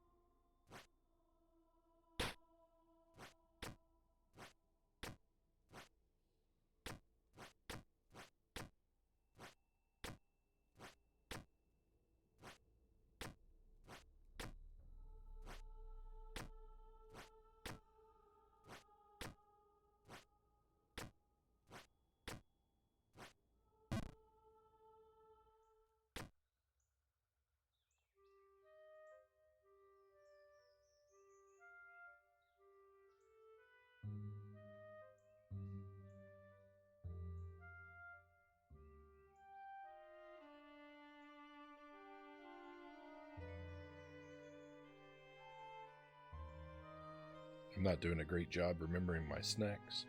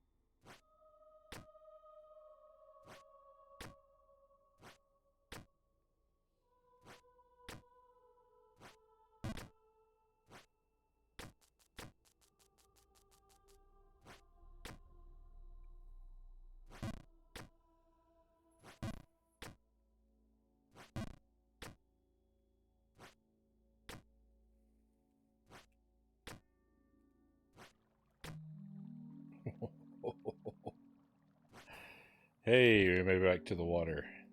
No! And I almost missed the first jump. Oh. I mean, I did technically miss that jump, but I mean, I almost had severe consequences. Oh my goodness. My brain is not designed to transition from two such very different speeds.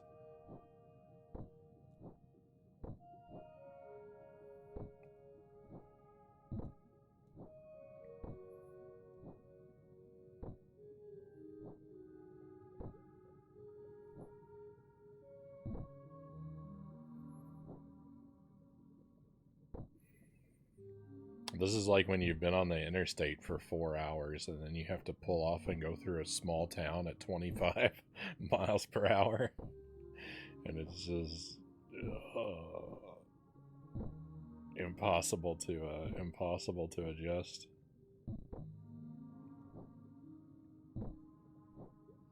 Maybe I have that problem more severely than others.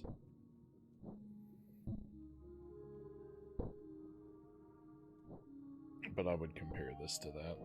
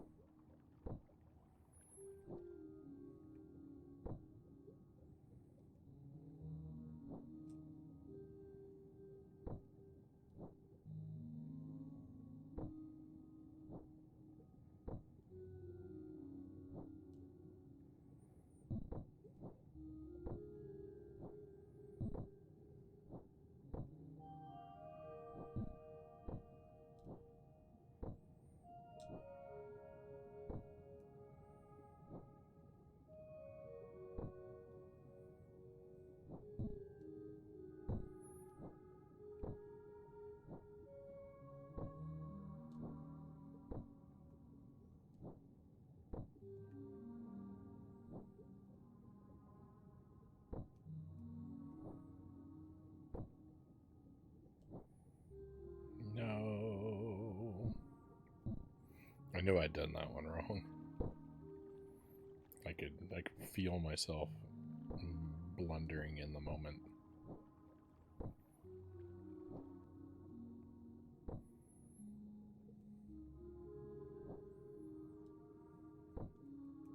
there are a lot of times with this game where, like, you know you're making a bad jump as you make it, and you just, for whatever reason, I can't stop myself. But, you know, I think because the underwater section runs so much more slowly, I feel those moments a lot more, whether they happen more frequently or just because they happen more slowly, they last longer. I feel them a lot more down here.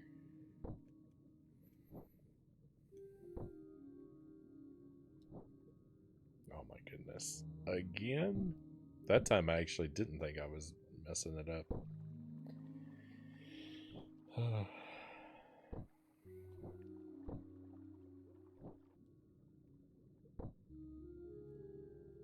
It doesn't matter if I think I'm right or I think I'm wrong. I should just know I'm always wrong.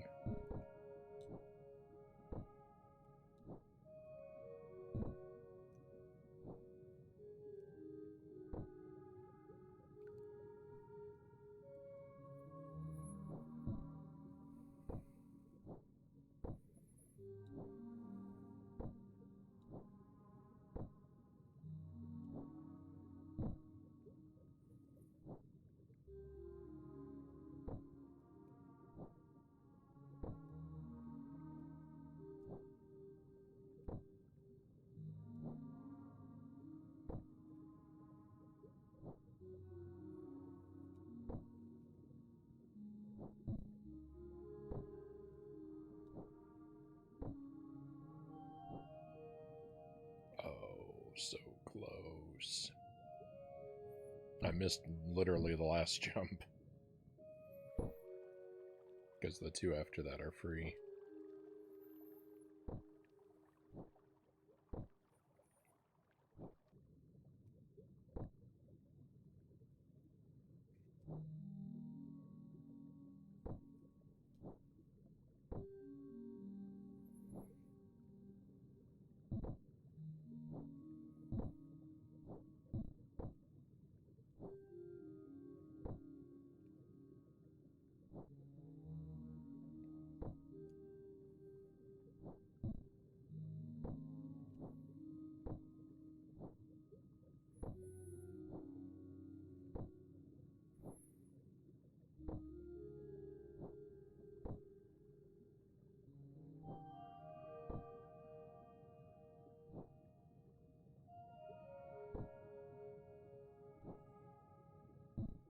No.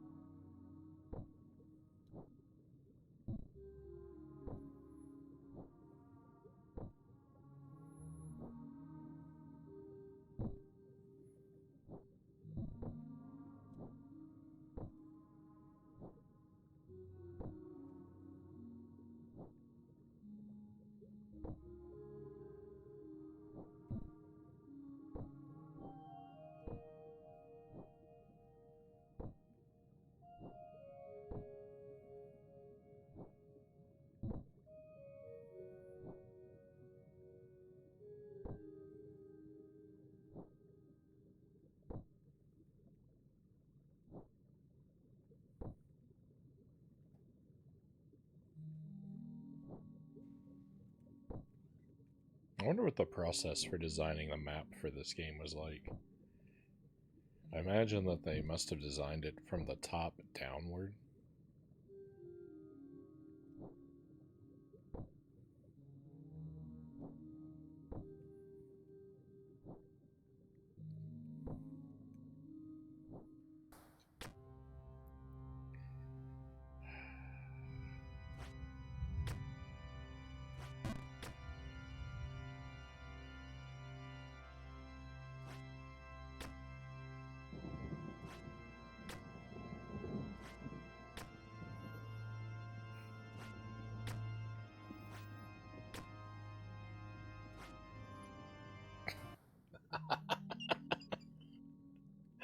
Oh, immediately all lost. Oh my goodness. Hey Loyal, welcome in. Hope you are well tonight, my friend.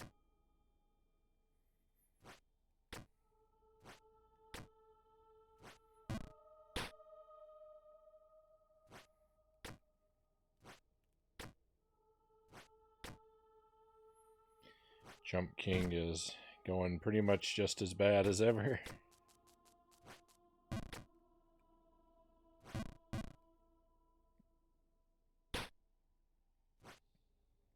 It almost looked like I was gonna climb my way back up there swiftly, didn't it?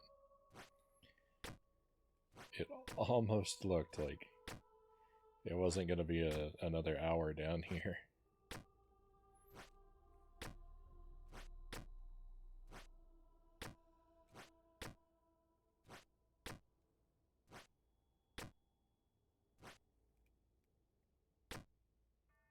You would think I would know better than to think that, but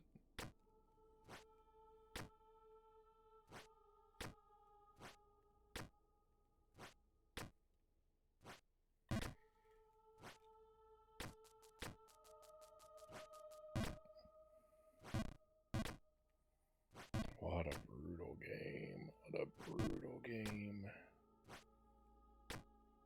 Come on.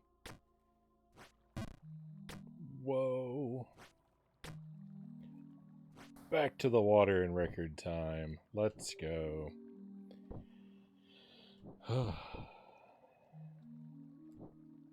Doesn't change anything about this game's brutality. Hey, next.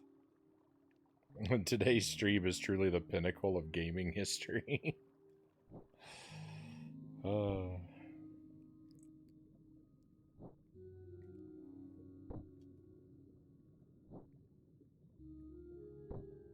Have you been able to beat it yet?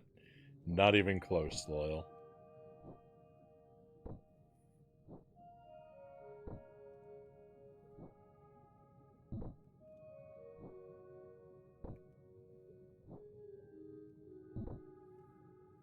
We're at just over 90 hours of still my first playthrough.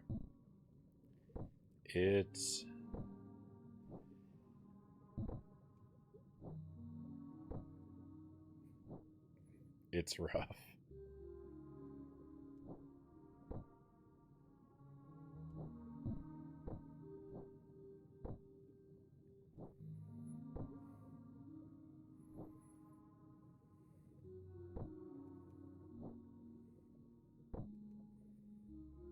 What did I have for dinner to fuel tonight's stream? We had chicken fajitas.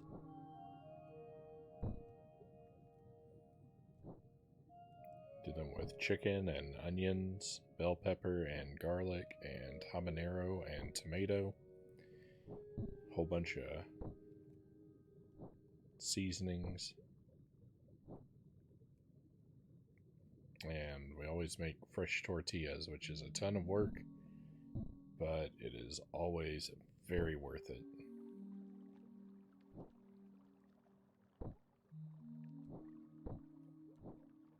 We also throw in a bit of spinach and a squeeze of lime at the end, too.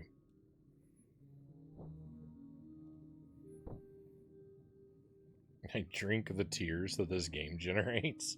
My own tears. I don't think that's a very sustaining form of sustenance.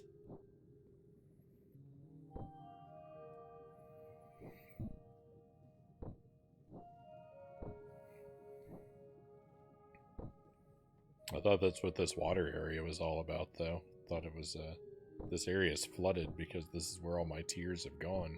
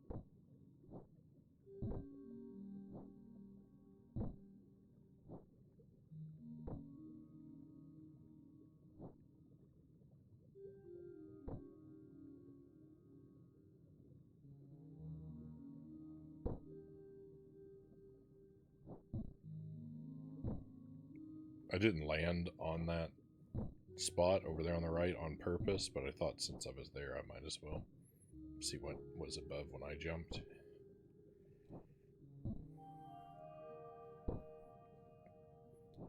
Nothing very interesting, it would seem. And for dessert, I've got apple slices and cheese.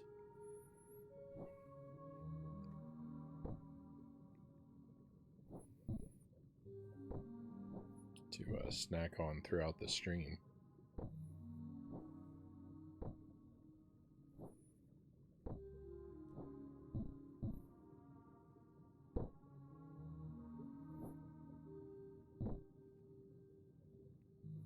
I'm kind of forgetting that they're here, though.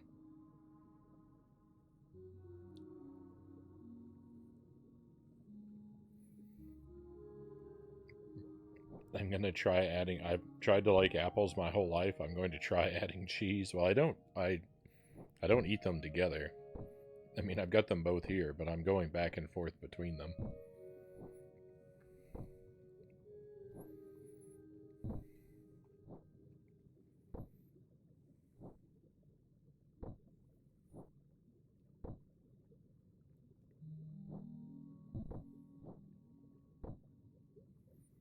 If I were to take a bite of apple and a bite of cheese at the same time,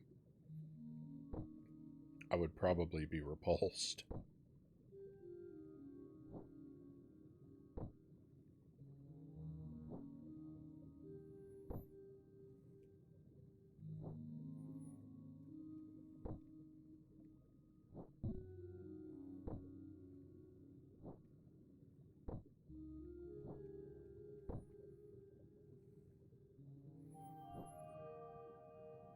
I've heard of that for apple pie, Cow says.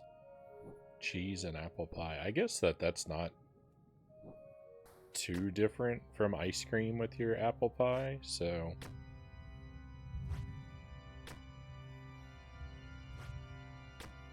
that could be a thing. I mean, not for me, but for someone braver than I, which is most people when it comes to food.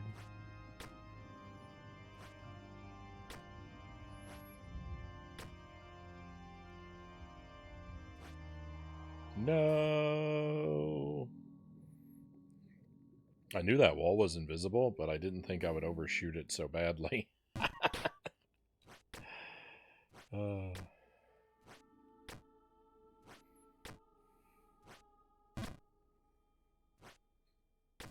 That's a new PB. That's higher than we've ever been. Every jump higher than I've been before is a new milestone to celebrate.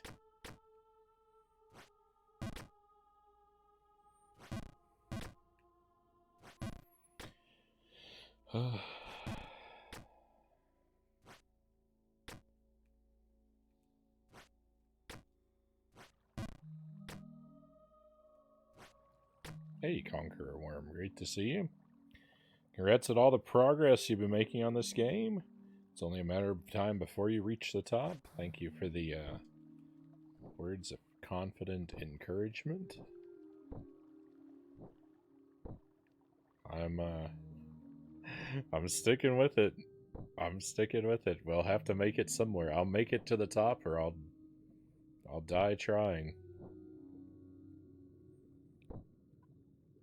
I first reached the Dark Tower area last time I played, which was Tuesday night. So I'm new to the I'm pretty new to the Dark Tower area. Still.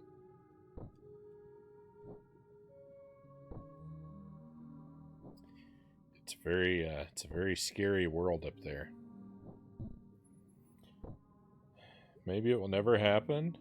I'm feeling too optimistic tonight, Final says. I'm sorry to hear that. I'm starting to resent video games.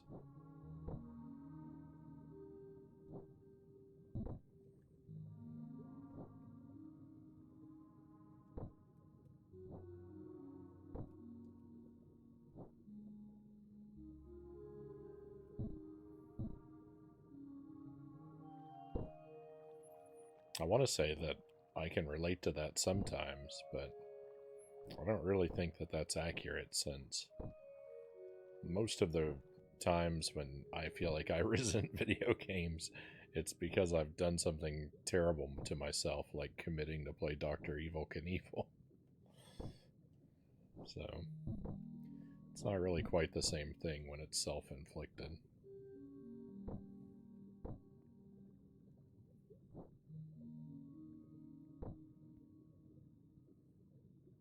It sounds so strange, but it might work, Conga says. I mean, if it's something you have the stomach for, apples and cheese, then or something you think you might have the stomach for, it's worth a shot.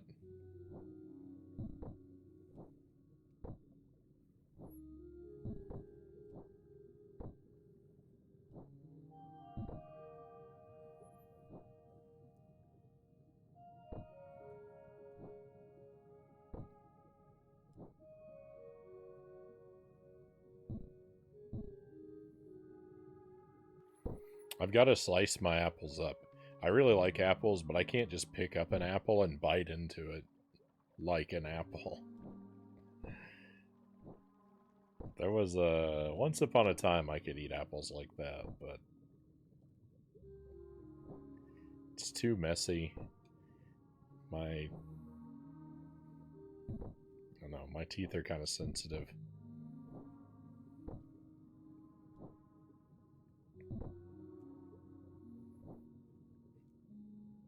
The sophisticated apple guy. I actually know what, that's not true. That's not even true at all.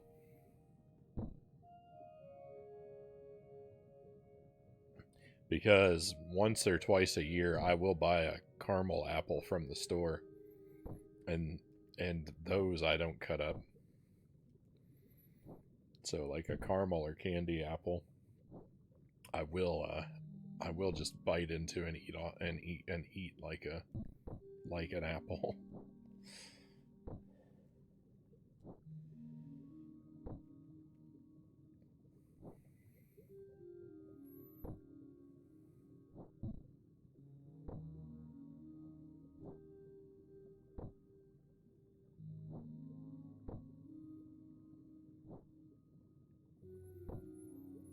I've gotten a good sense of a lot of the jumps on the way to the Dark Tower.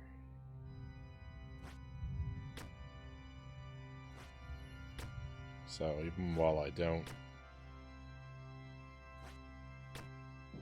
understand this area all that well yet,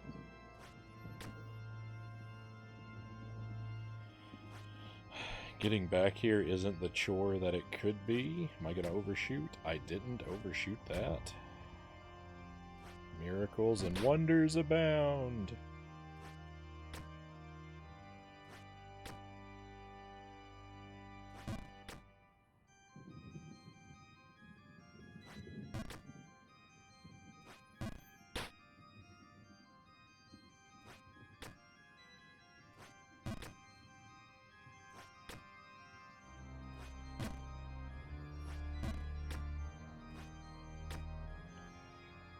Free jump?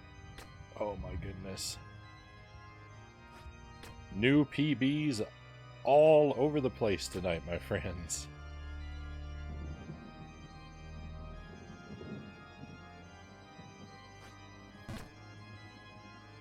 Oh, really?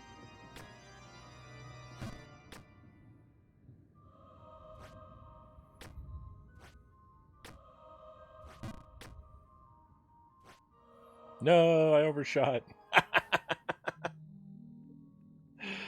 Oh, and back down we go.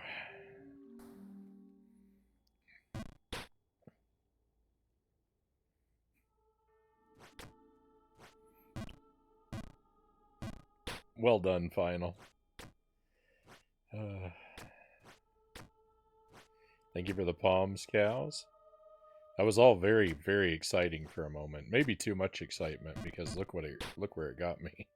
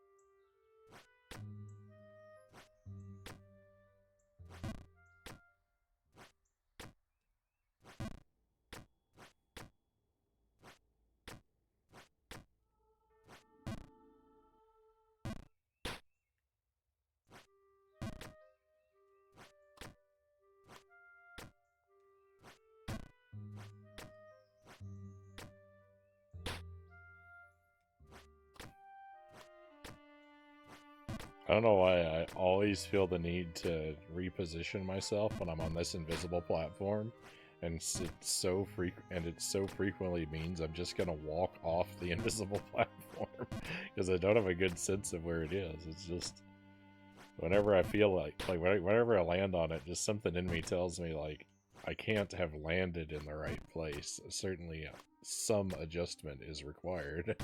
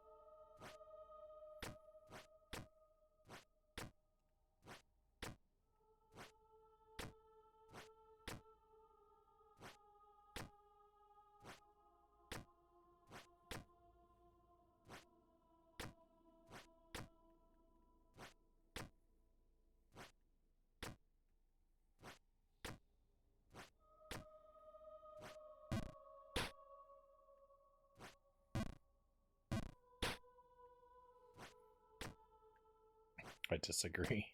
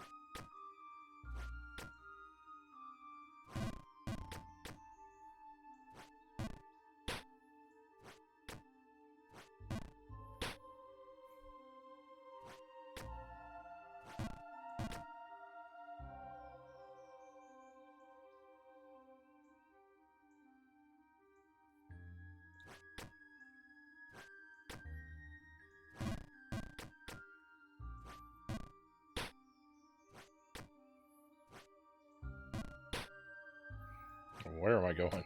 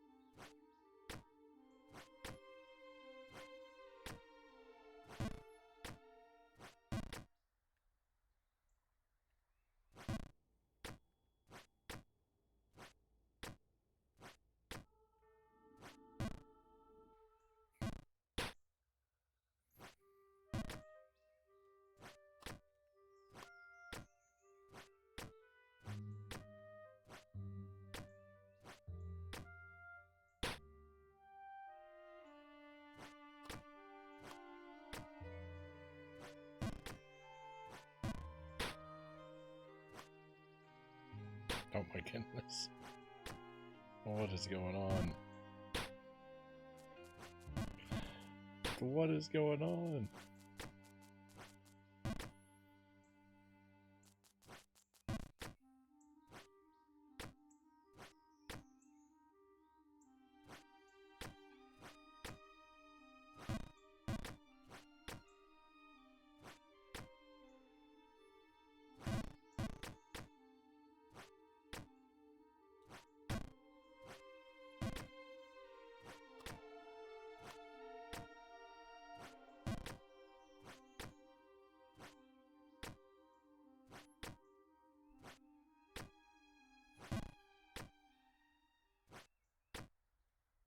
Oh my goodness.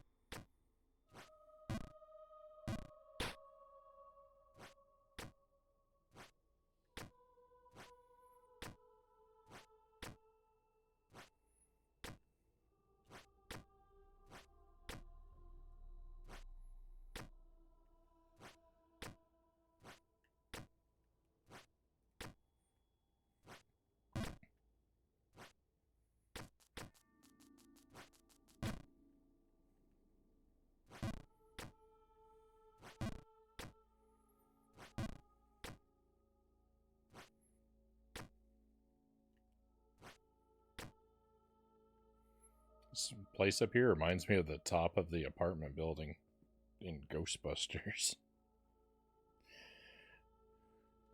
Looks like the world that...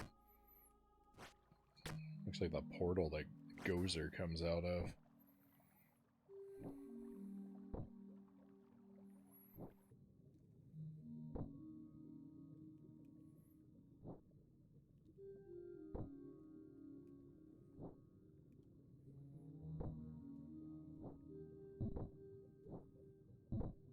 How many times have we made it up to the Dark Tower tonight? 3? 2 or 3? I've lost count.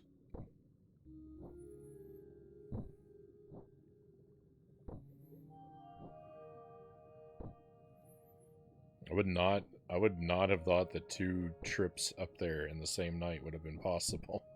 And I think we've done it 3 times.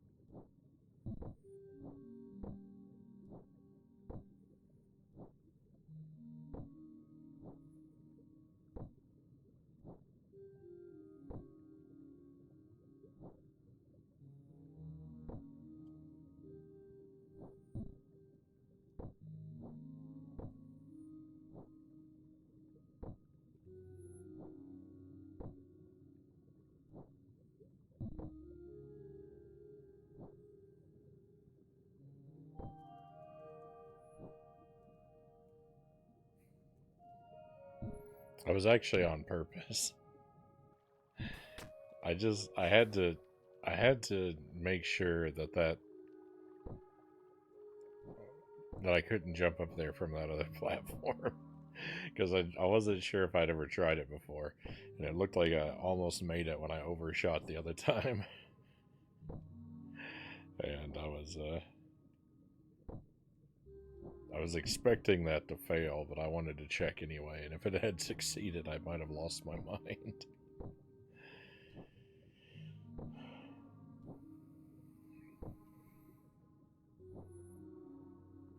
There've been a few places. There've been a few places in this game where I've discovered that I've done things the hard way for no reason in a few areas, because like there'd be one way of jumping up that I'll do every single time for thousands of jumps, and then I'll accidentally discover, oh, if I had just done it a little bit differently, it was actually free the whole time.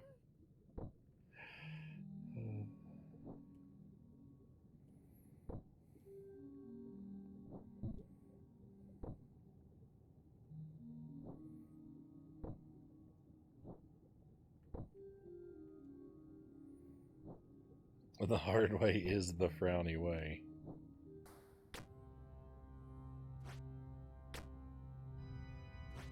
It's kind of the only way I really know how to operate.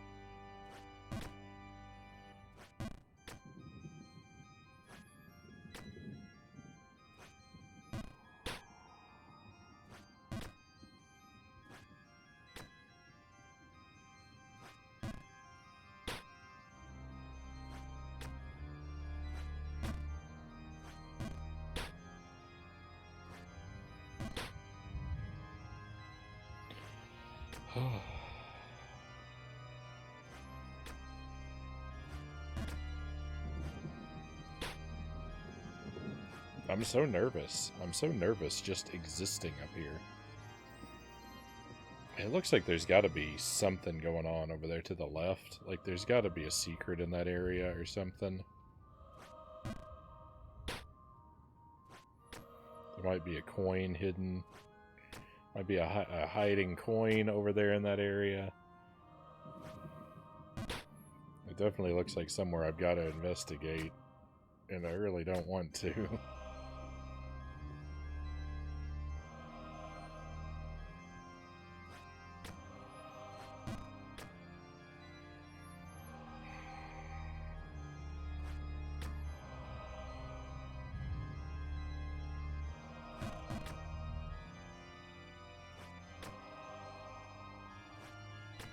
Fair enough. There was no coin. It didn't cost me everything to investigate, though, so that's nice.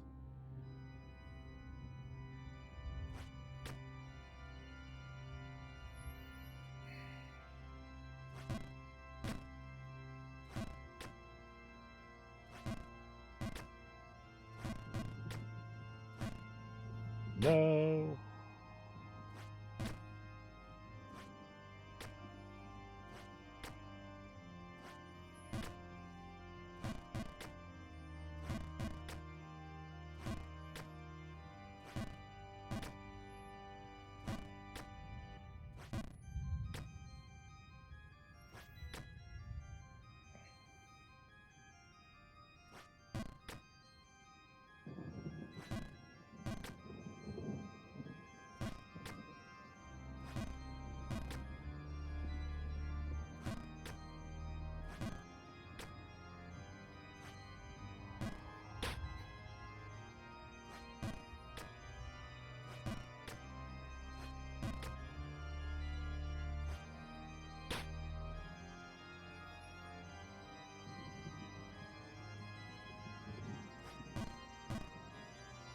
Well, that was bad.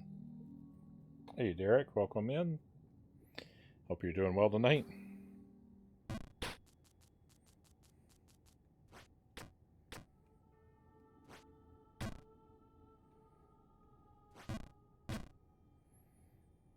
I am making and losing progress repeatedly. So, you know, business as usual.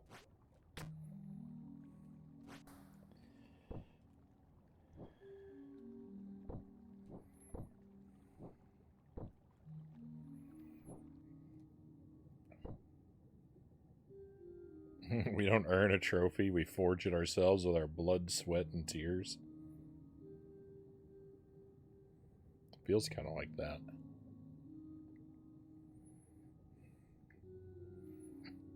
Got off work early, which is nice. Right on.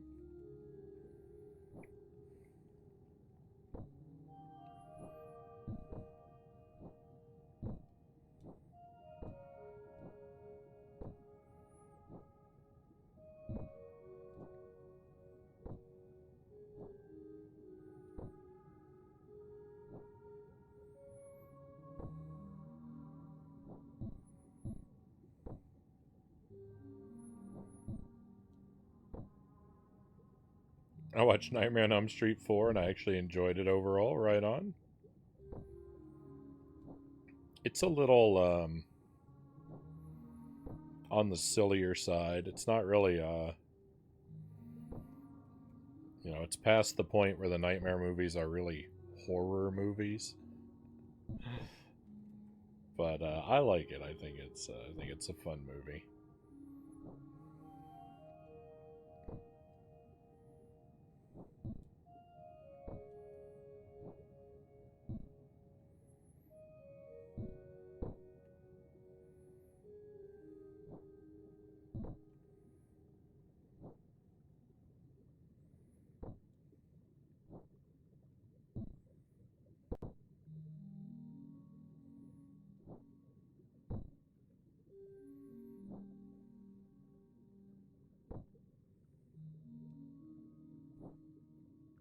Yeah, Nightmare 4 is very visually interesting. It's got a lot of really cool effects.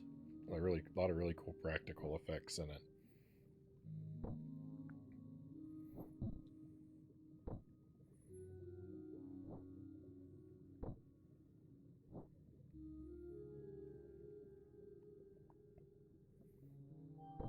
I don't know if I've ever seen a full horror movie, Conga says.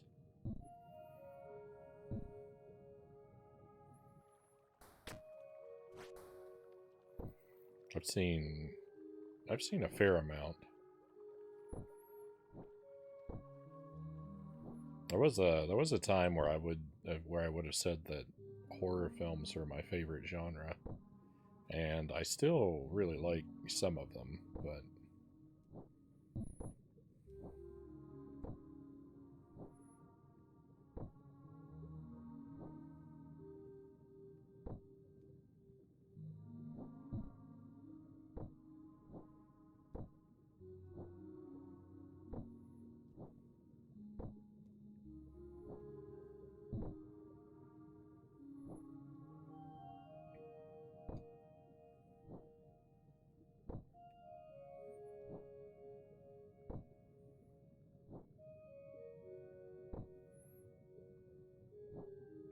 I tend to prefer things that are more action adventure nowadays.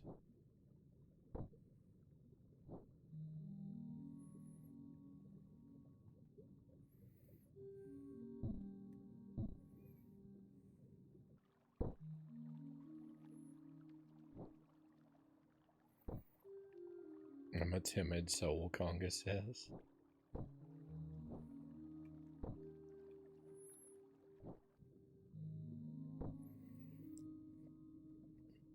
I almost finished the first one tonight, Final says. The first Nightmare?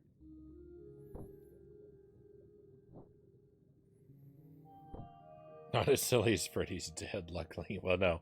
Freddy's Dead is just bad, silly.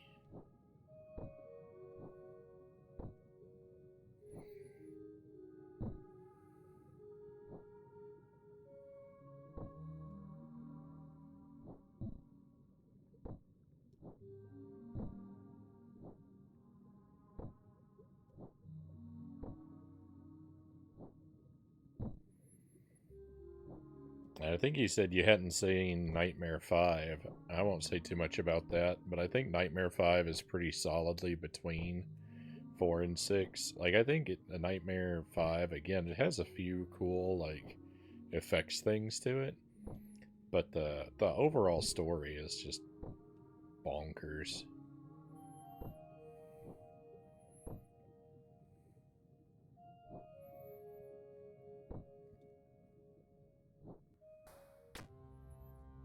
Most of what's going on just doesn't make any sense.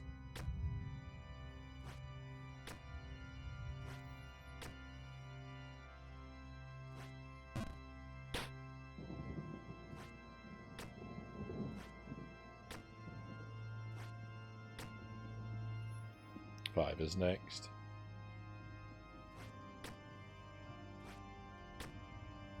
I think if you enjoyed 4, you'll enjoy 5 as well. But it's not gonna...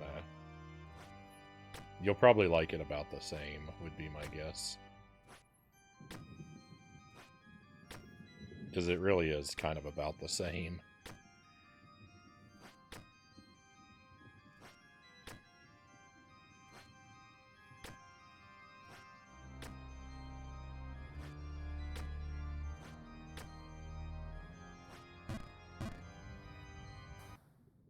Well, I think this is the first time I've ever fallen down on this side.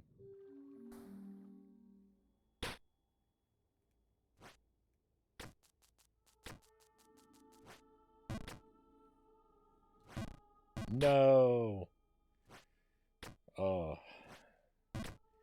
Hitting my head like that felt really bogus.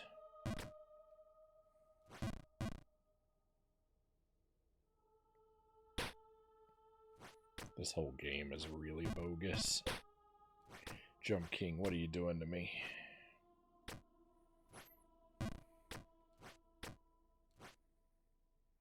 Jump King, what are you doing to me?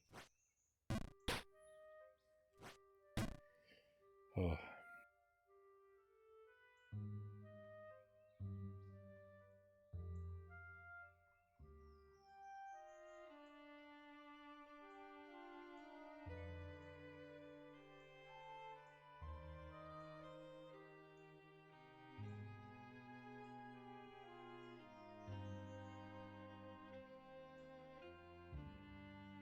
The one I was really impressed with was the girl turning into a bug, Derek says. That was wild. Yeah, that makes me kind of uncomfortable.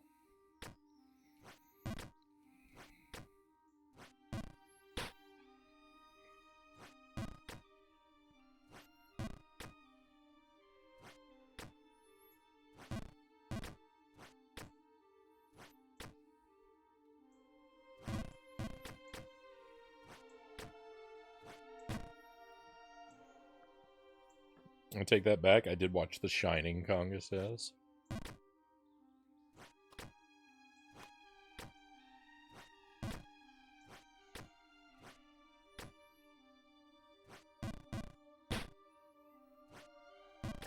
Hey, Doug something. Welcome in. This could have been an NES game. Or an SNES game. Yeah, I mean, it could have been...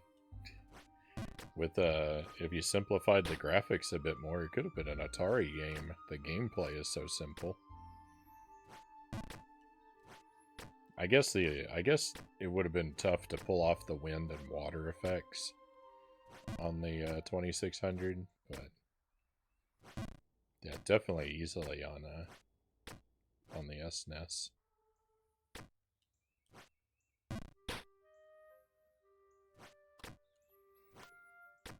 Thank goodness it wasn't on the Super NES. If it was, I probably would have played it and sworn off video games forever.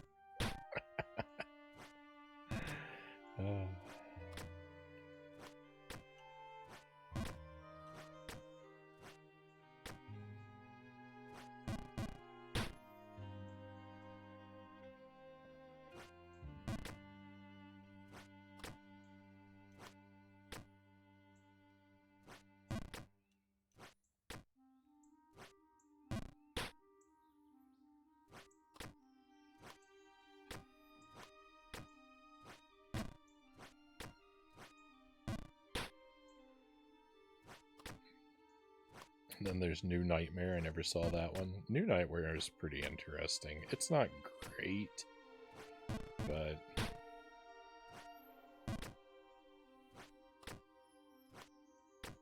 it's got some kind of cool stuff in it. And yeah, I would say 5 is a little bit sillier than 4, but not by too much.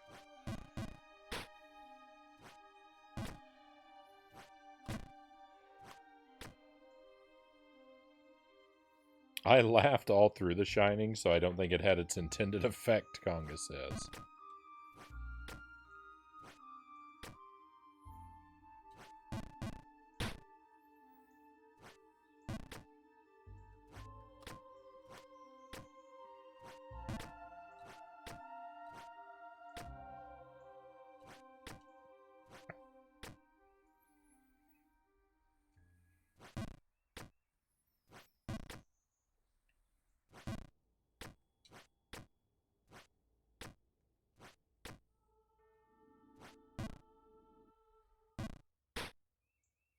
My buddy likes Pretty's Dead, and I'm like, no way, Derek says. Yeah, movie's pretty rough.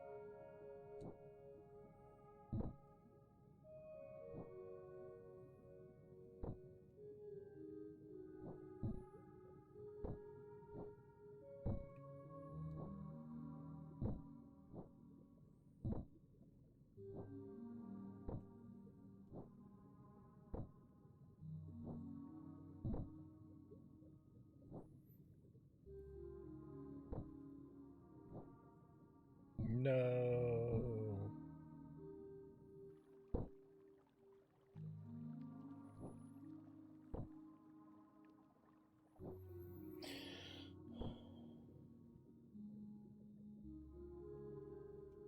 There's a sequel to Jump King in the works? Oh no.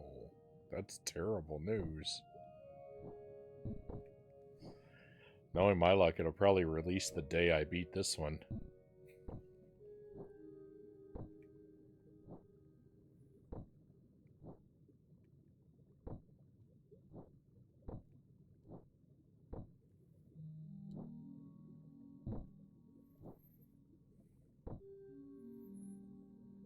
It should be out this year.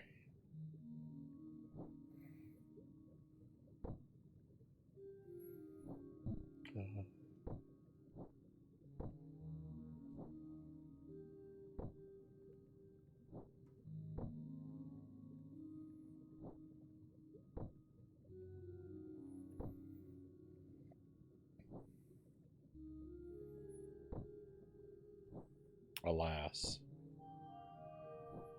I may never get to play it.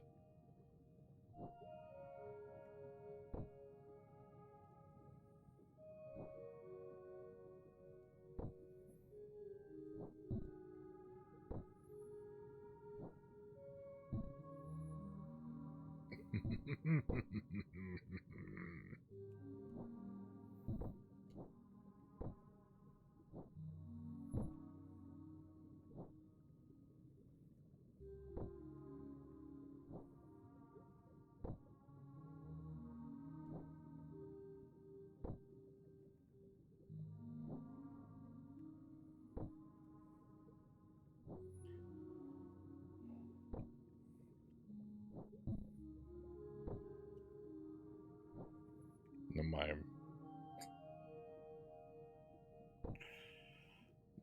my blood pressure has tripled at the thought that I'm soon gonna have another enemy out there in the world. He must have good knees.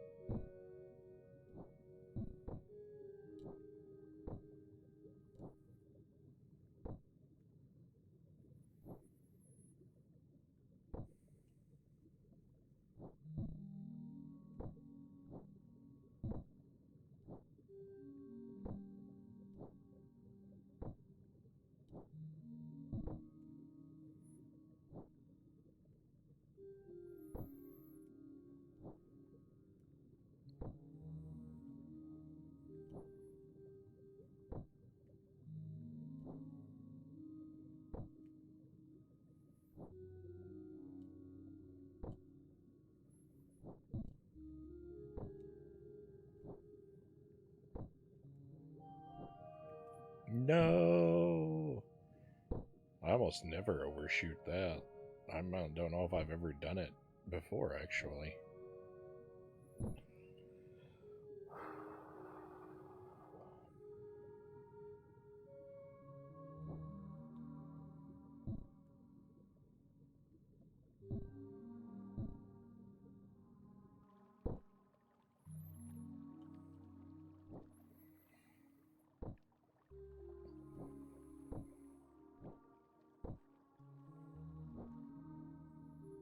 You need to let me in on a secret.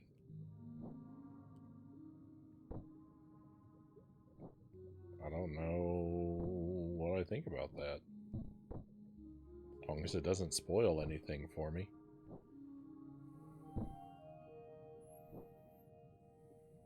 Did you ever watch the Halloween series? I've seen a few of them. I haven't seen most of them, though. I've seen 1, 2, 3, 7, and 8, I think, of the Halloween movies.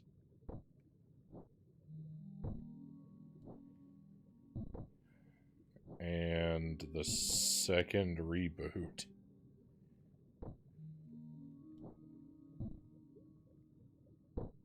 The first of the second reboot trilogy.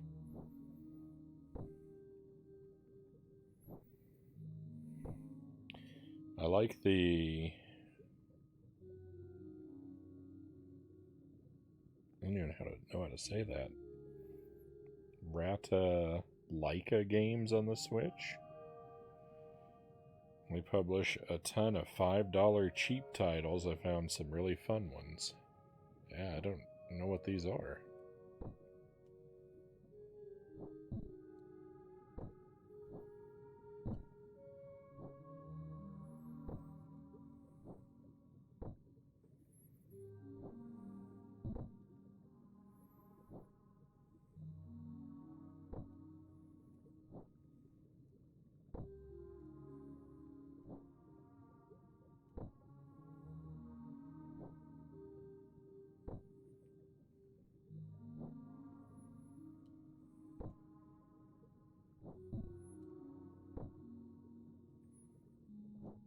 One and 4 are your favorites of the series?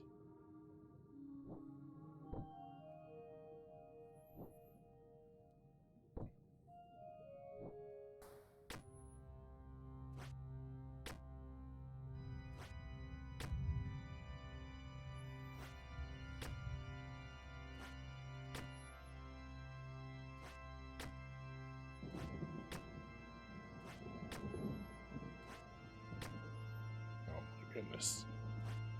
The change in speed is just... It might look like I'm getting a bit of a handle on it, but I'm really not. I think it's all just luck that I don't immediately tumble out of here every time. Hey, speaking of tumbling out, can I just walk off here? Oh, I almost could. I almost could have. That was my secret. A lot of people think they're trash, but I look forward to them. I mean, no worries about that. It sounds to me like they might be worth checking out.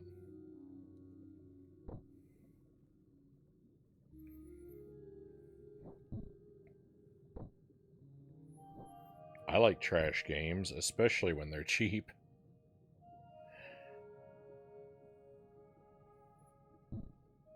Hey, Tuesday, welcome in. You call it luck, I call it learned muscle memory.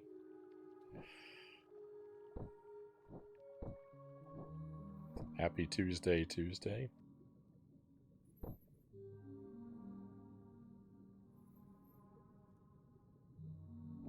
You don't like Halloween 3? I like Halloween 3.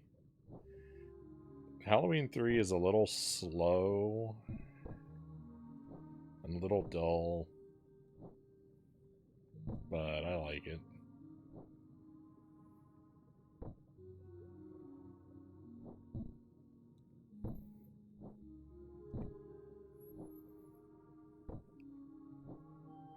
It's way better than Halloween Resurrection, at least.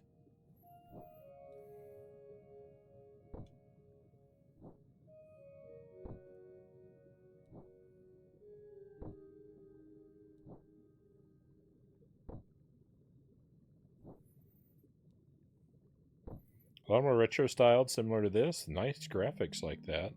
Playing a Contra style one called Orion Haste right now. Hey, I like Contra.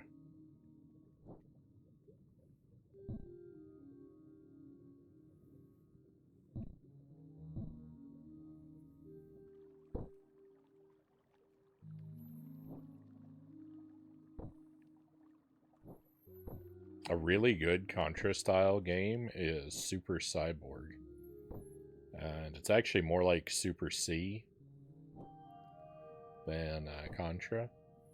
I mean, it basically is Super C, but with much more challenging and interesting bosses. Super Cyborg is very, very good.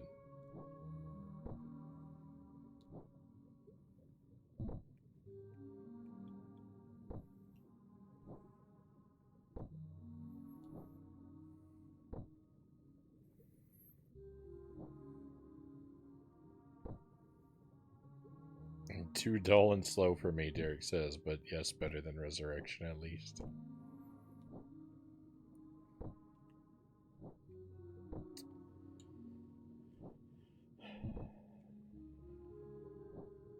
Three more days to Halloween, Silver Shamrock.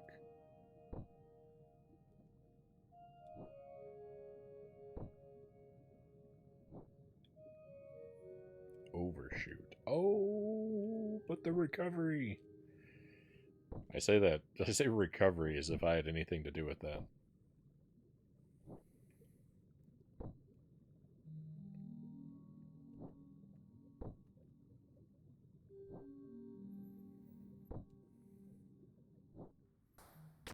I'm very knowledgeable of the Switch eShop, so I buy so many cheap indies there. At first, I was doing that. When the Switch first came out, I was buying everything that released for it, but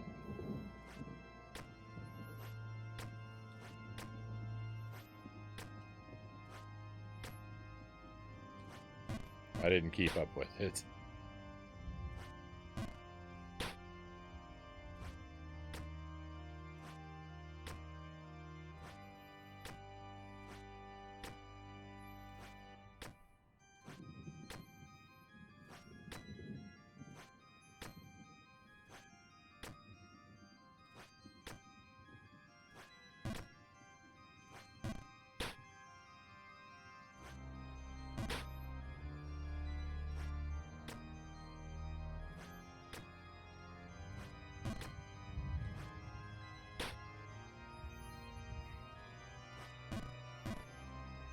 That was a bad move.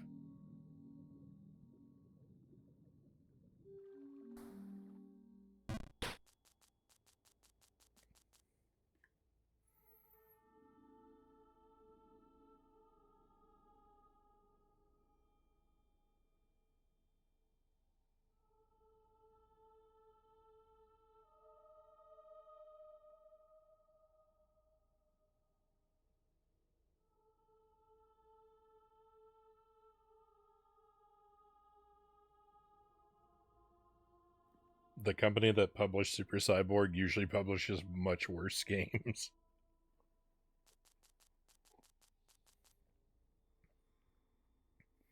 I didn't look at anything. I didn't look at anything else from them. I guess I'm glad I didn't now. That's I'm kind of sad to hear that.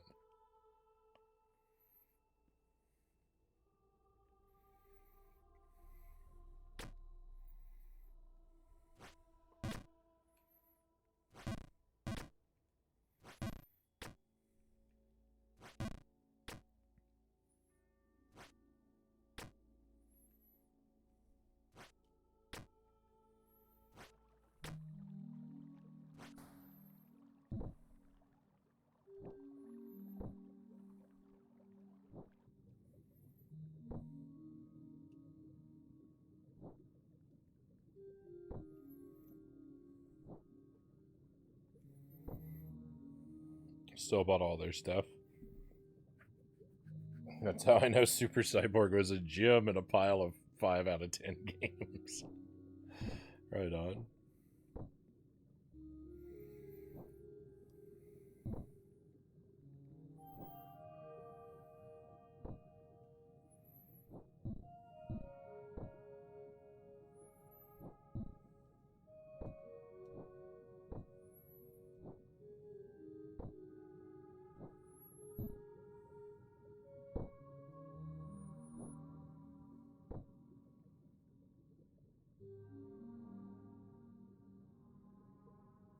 Hey, Christian Cool. Welcome in. Thank you for the lurk.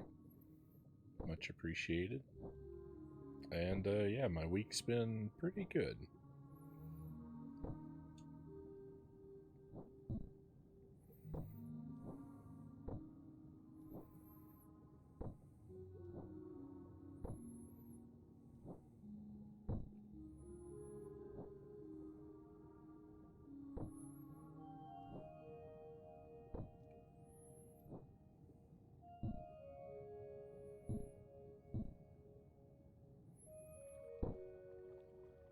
So many trips to the Dark Tower tonight. I'm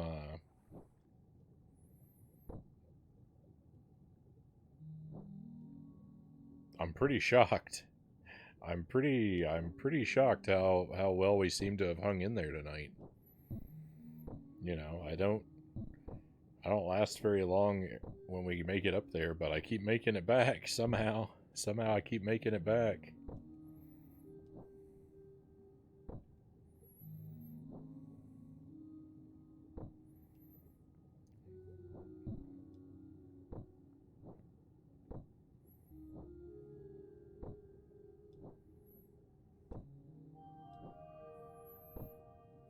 I should probably take a page out of your book next. I should probably be more adventurous and pick up more garbage on my Switch.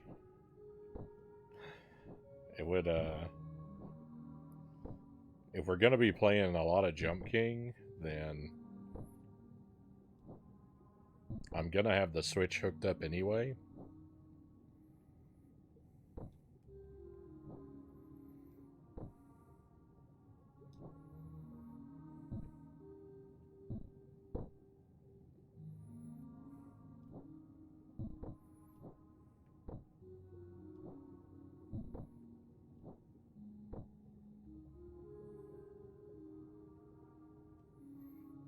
You can post a trailer. Well, I tend not to watch trailers. I just I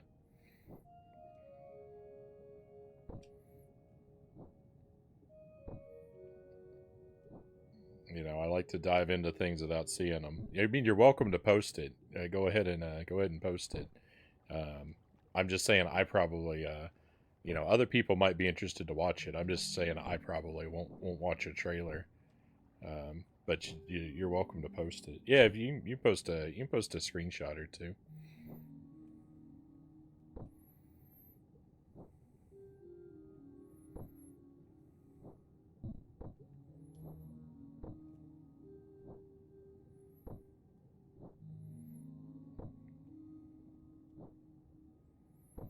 A lot of times I just decide whether or not a game sounds interesting to me based on word of mouth from other people, and usually all I need them to tell me is this game is like X or Y other game. So like Battle of Olympus on the NES is a game I know I want to play just because it's been recommended to me by a couple people that I trust, and I've been told that it's kind of like Xanadu or Zelda 2. So like that's enough to get me to play it. So I won't look up anything about it before we do.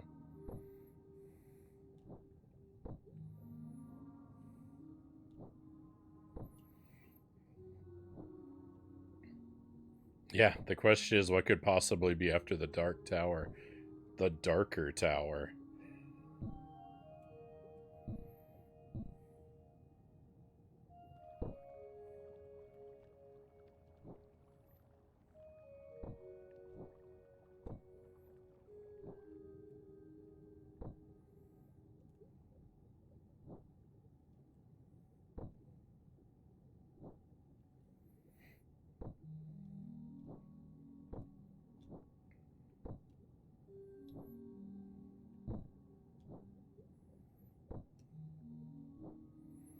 Oh, also, while we're thinking about Contra and jankiness, I need to play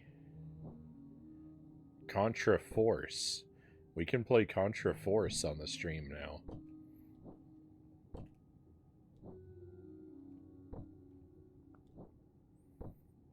I've never played that one. I know it's terrible and it's not really a Contra game, but it's like one.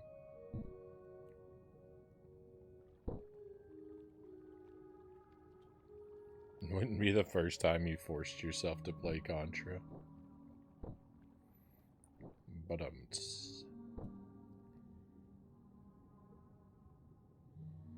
Cotton Candy Land, where you stick to the ground more. That's kind of what it's like to walk through the snow in this game. When has that stopped you from playing something before? I mean, it's practically a requirement to get me to play something.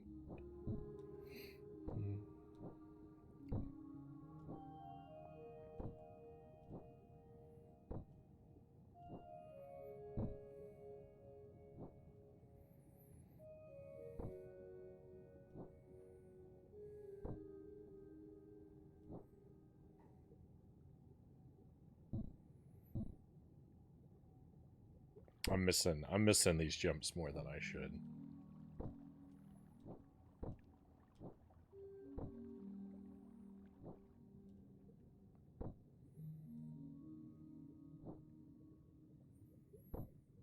It's about 1:45 my time.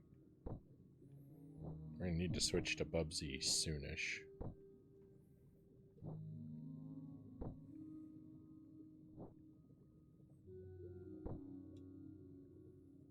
I think in the next 15 to 30 minutes or so.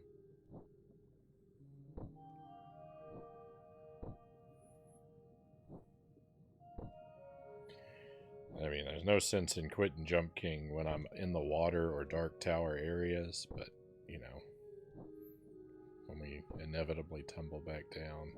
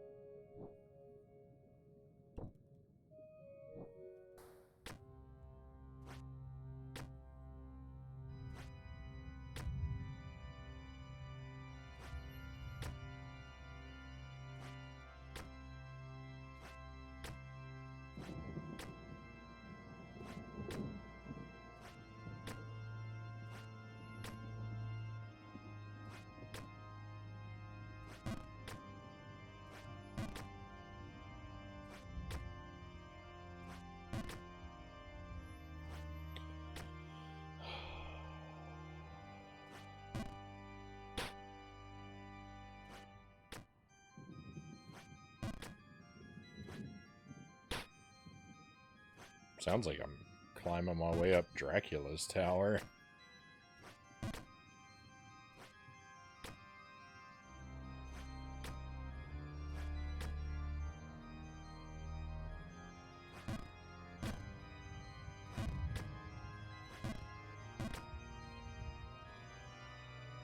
Right there with you. I had a setback after I thought I beat a stage. We're right back to the beginning. Oh, I'm sorry. I'm sorry to hear that.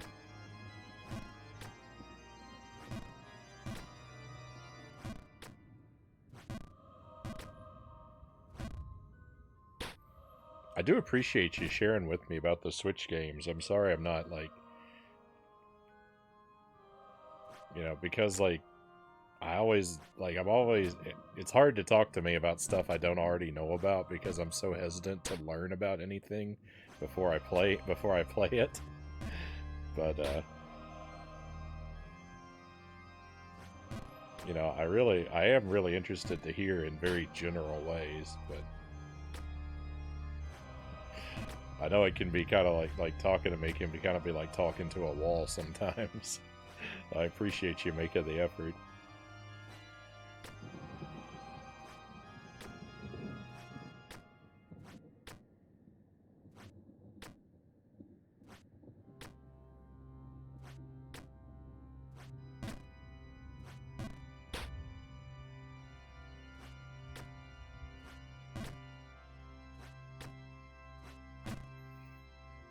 The Switch is my main console. For the past 4 or 5 years, I've spent $20 to $50 a week on games, usually $5 or less on sale.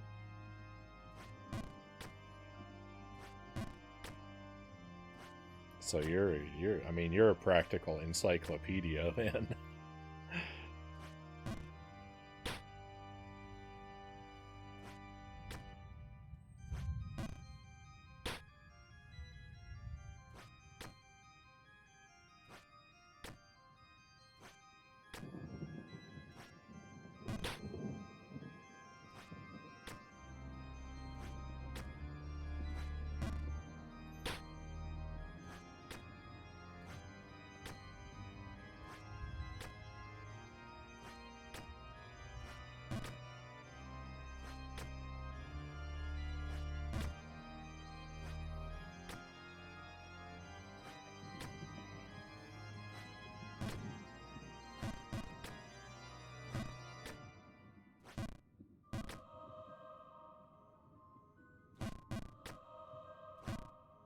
No. Double no.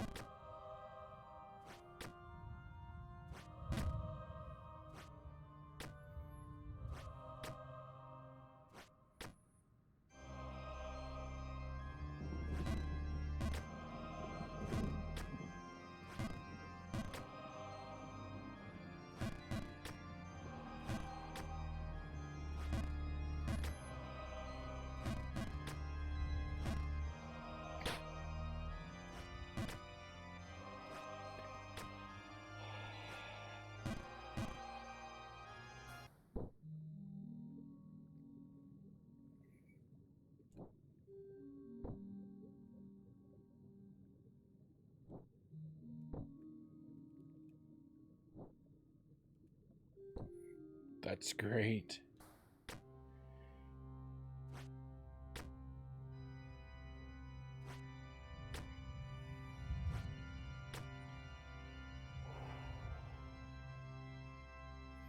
Yeah, I wanna try and beat the other 2 bosses in Bubsy 3D damageless.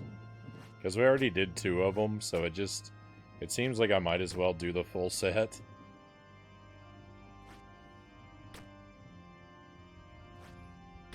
It seems silly not to, right?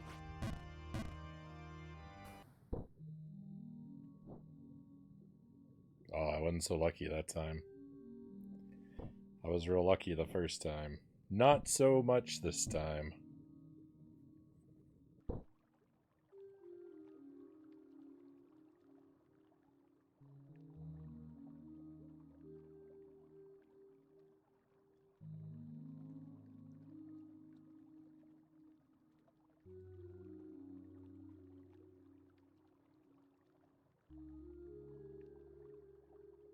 Been enjoying some retro stuff lately too, but the exploding indie scene has been fun to play on the Switch.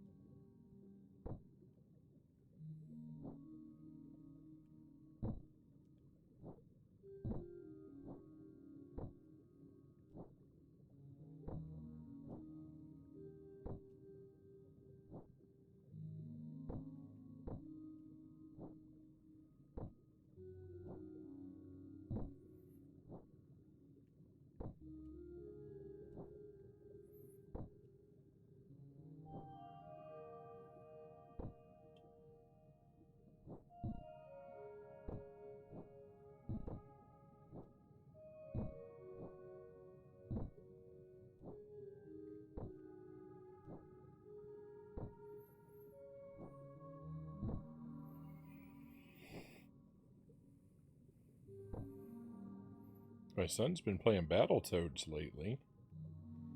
Oh, I'm sorry, I missed that before, Zergling. Never got stuck on any one level for too long. Even Klingerwinger went down in a few days. Guess you're uniquely terrible at that level, Frownie. I mean, I have said that from the very beginning, Zergling.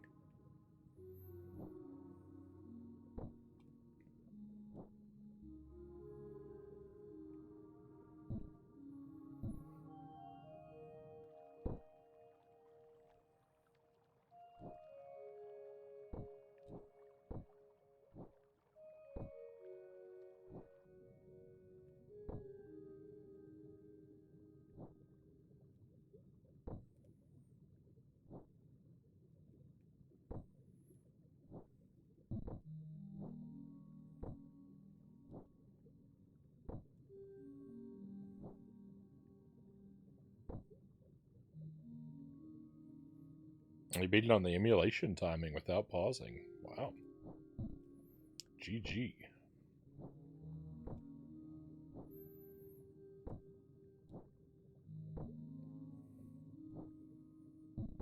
That is something I don't even want to try.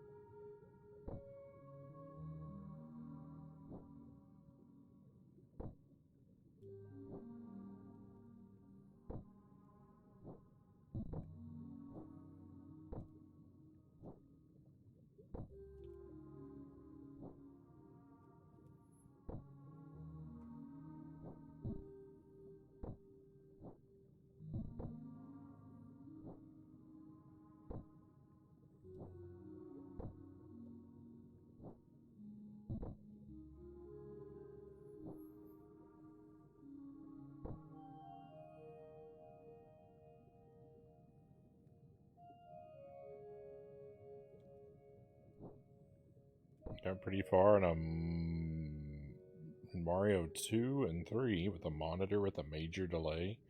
A half a second delay between jumping and pressing the jump button. Gross.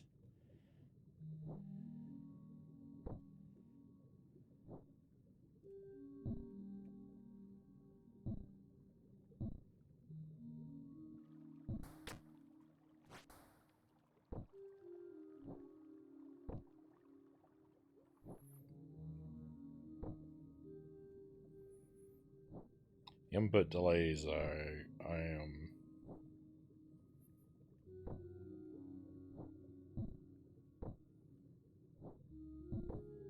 I really can't abide when playing retro games in a setup that has delays like that.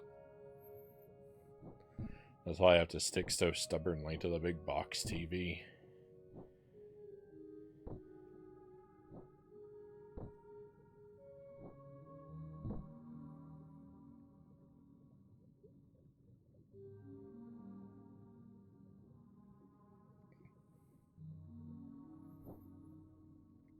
Got him a monitor without the delay once I knew about it, and he was suddenly amazing at games.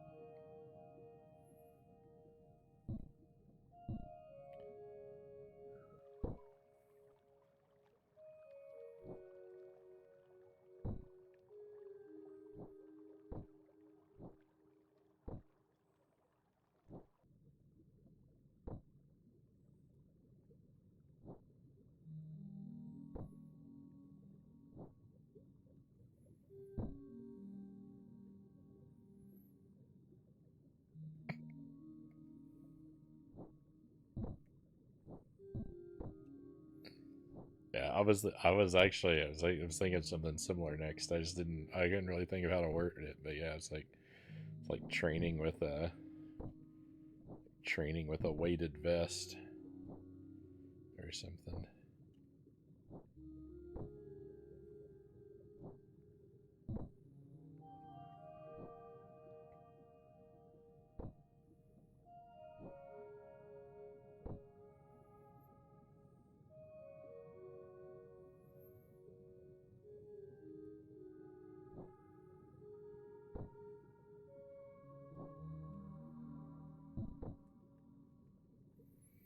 Similar situation for me playing first-person shooters, Zergling says.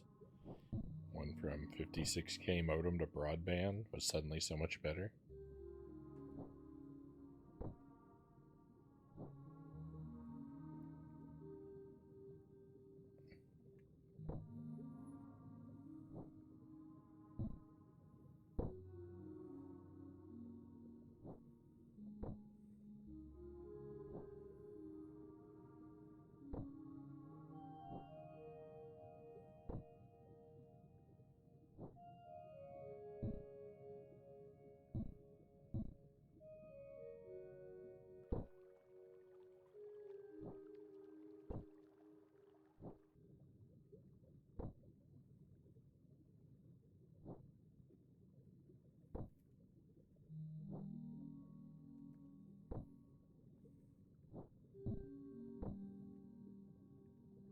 They should use this game to test people with anger management issues.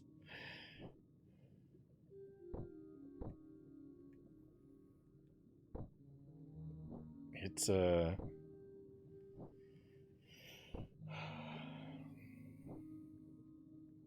it's very good at inspiring anger, this game.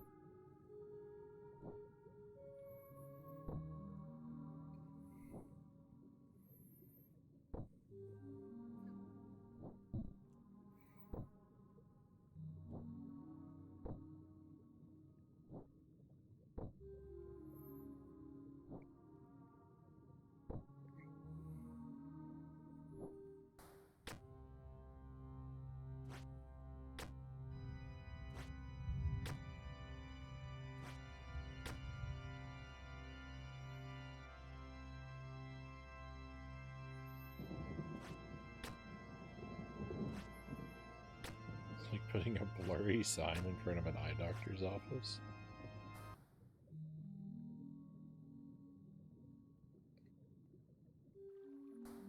Ooh.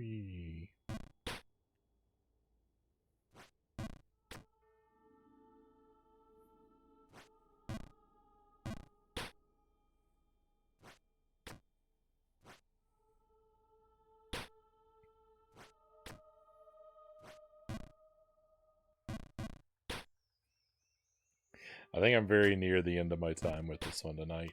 We've had a really great run, but I think Jump King has about worn me down.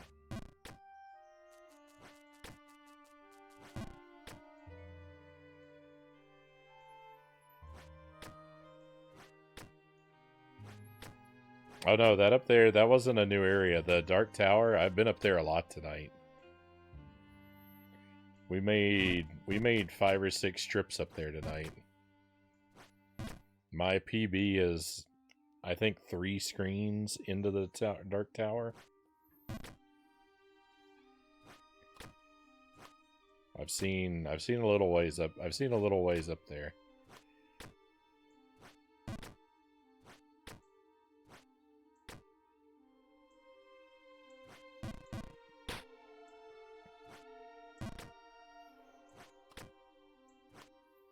I had a really good stretch of falling down below the water and still making it back up again for a while there.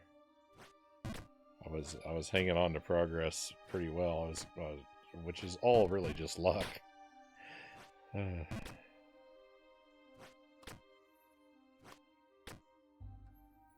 Let's put it down there. The grassy area is my happy place anyway. Seems like the thing to do.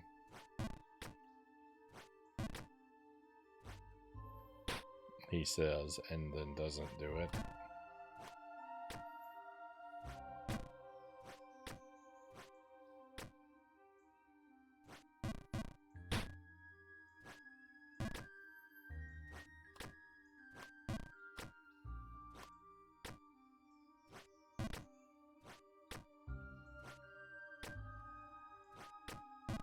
No, we were up there, but I walked off.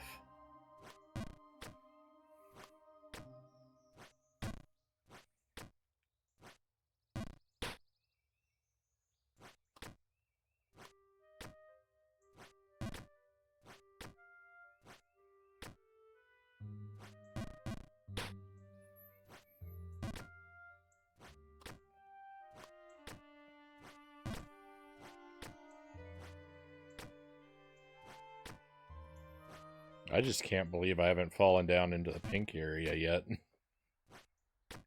With as many times as I've tumbled, I can't believe I haven't gone all the way back down there.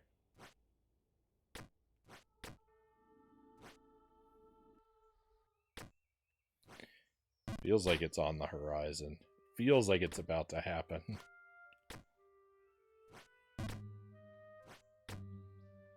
Did somebody say Greenland?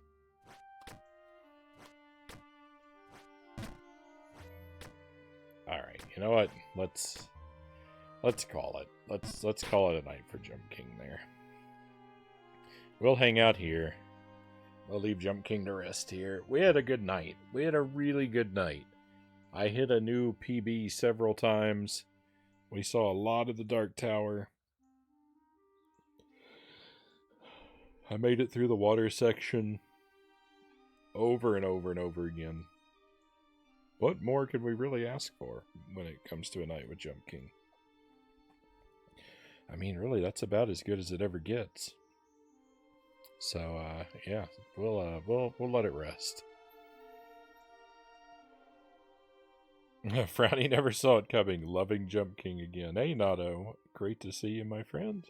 How did Batman wrap up, Nado? Did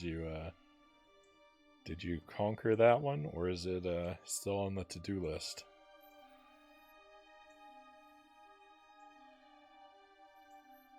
You've come in right at the end of Jump King. We've had a really good night with Jump King. I've reached a stunning new PB, way higher than I thought I was going to reach. But it's been almost 4 hours, and I'm ready to call it a night on this one. So we're about to switch games, actually. Got the 4th boss. Got to the 4th boss. Still on the to-do list. Hey, not bad. Not bad, though. I don't remember how far I made it in that game. I think I made it up to level 5 or 6. I actually haven't beaten that game. I've only played it once. We threw it on one afternoon. I did an afternoon stream like 2 years ago where I played Journey to Silius, and I didn't expect to beat it, but I did. And so I was like, well, I have to do something else now. And so I put on Batman, and then I just never remembered to play it again. It was a lot of fun. I think it's a really cool game. But I never remember to go back and beat it. Thank you for the GG on the PB. Feeling good about that. Feeling real good.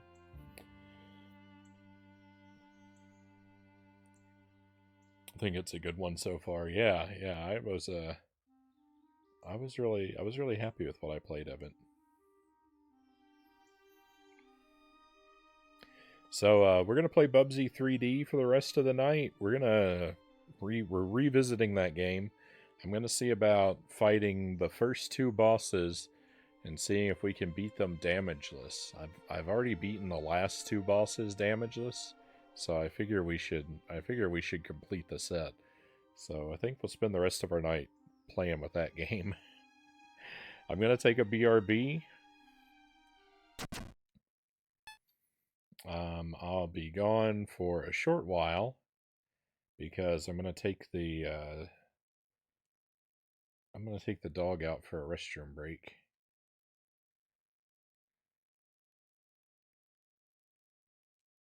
Did say save and exit, yes. That's so bright. That's so bright. So I'll be gone about probably 10 or 15 minutes at the worst. And when I get back, we'll move from infuriatingly trolly to infuriatingly janky.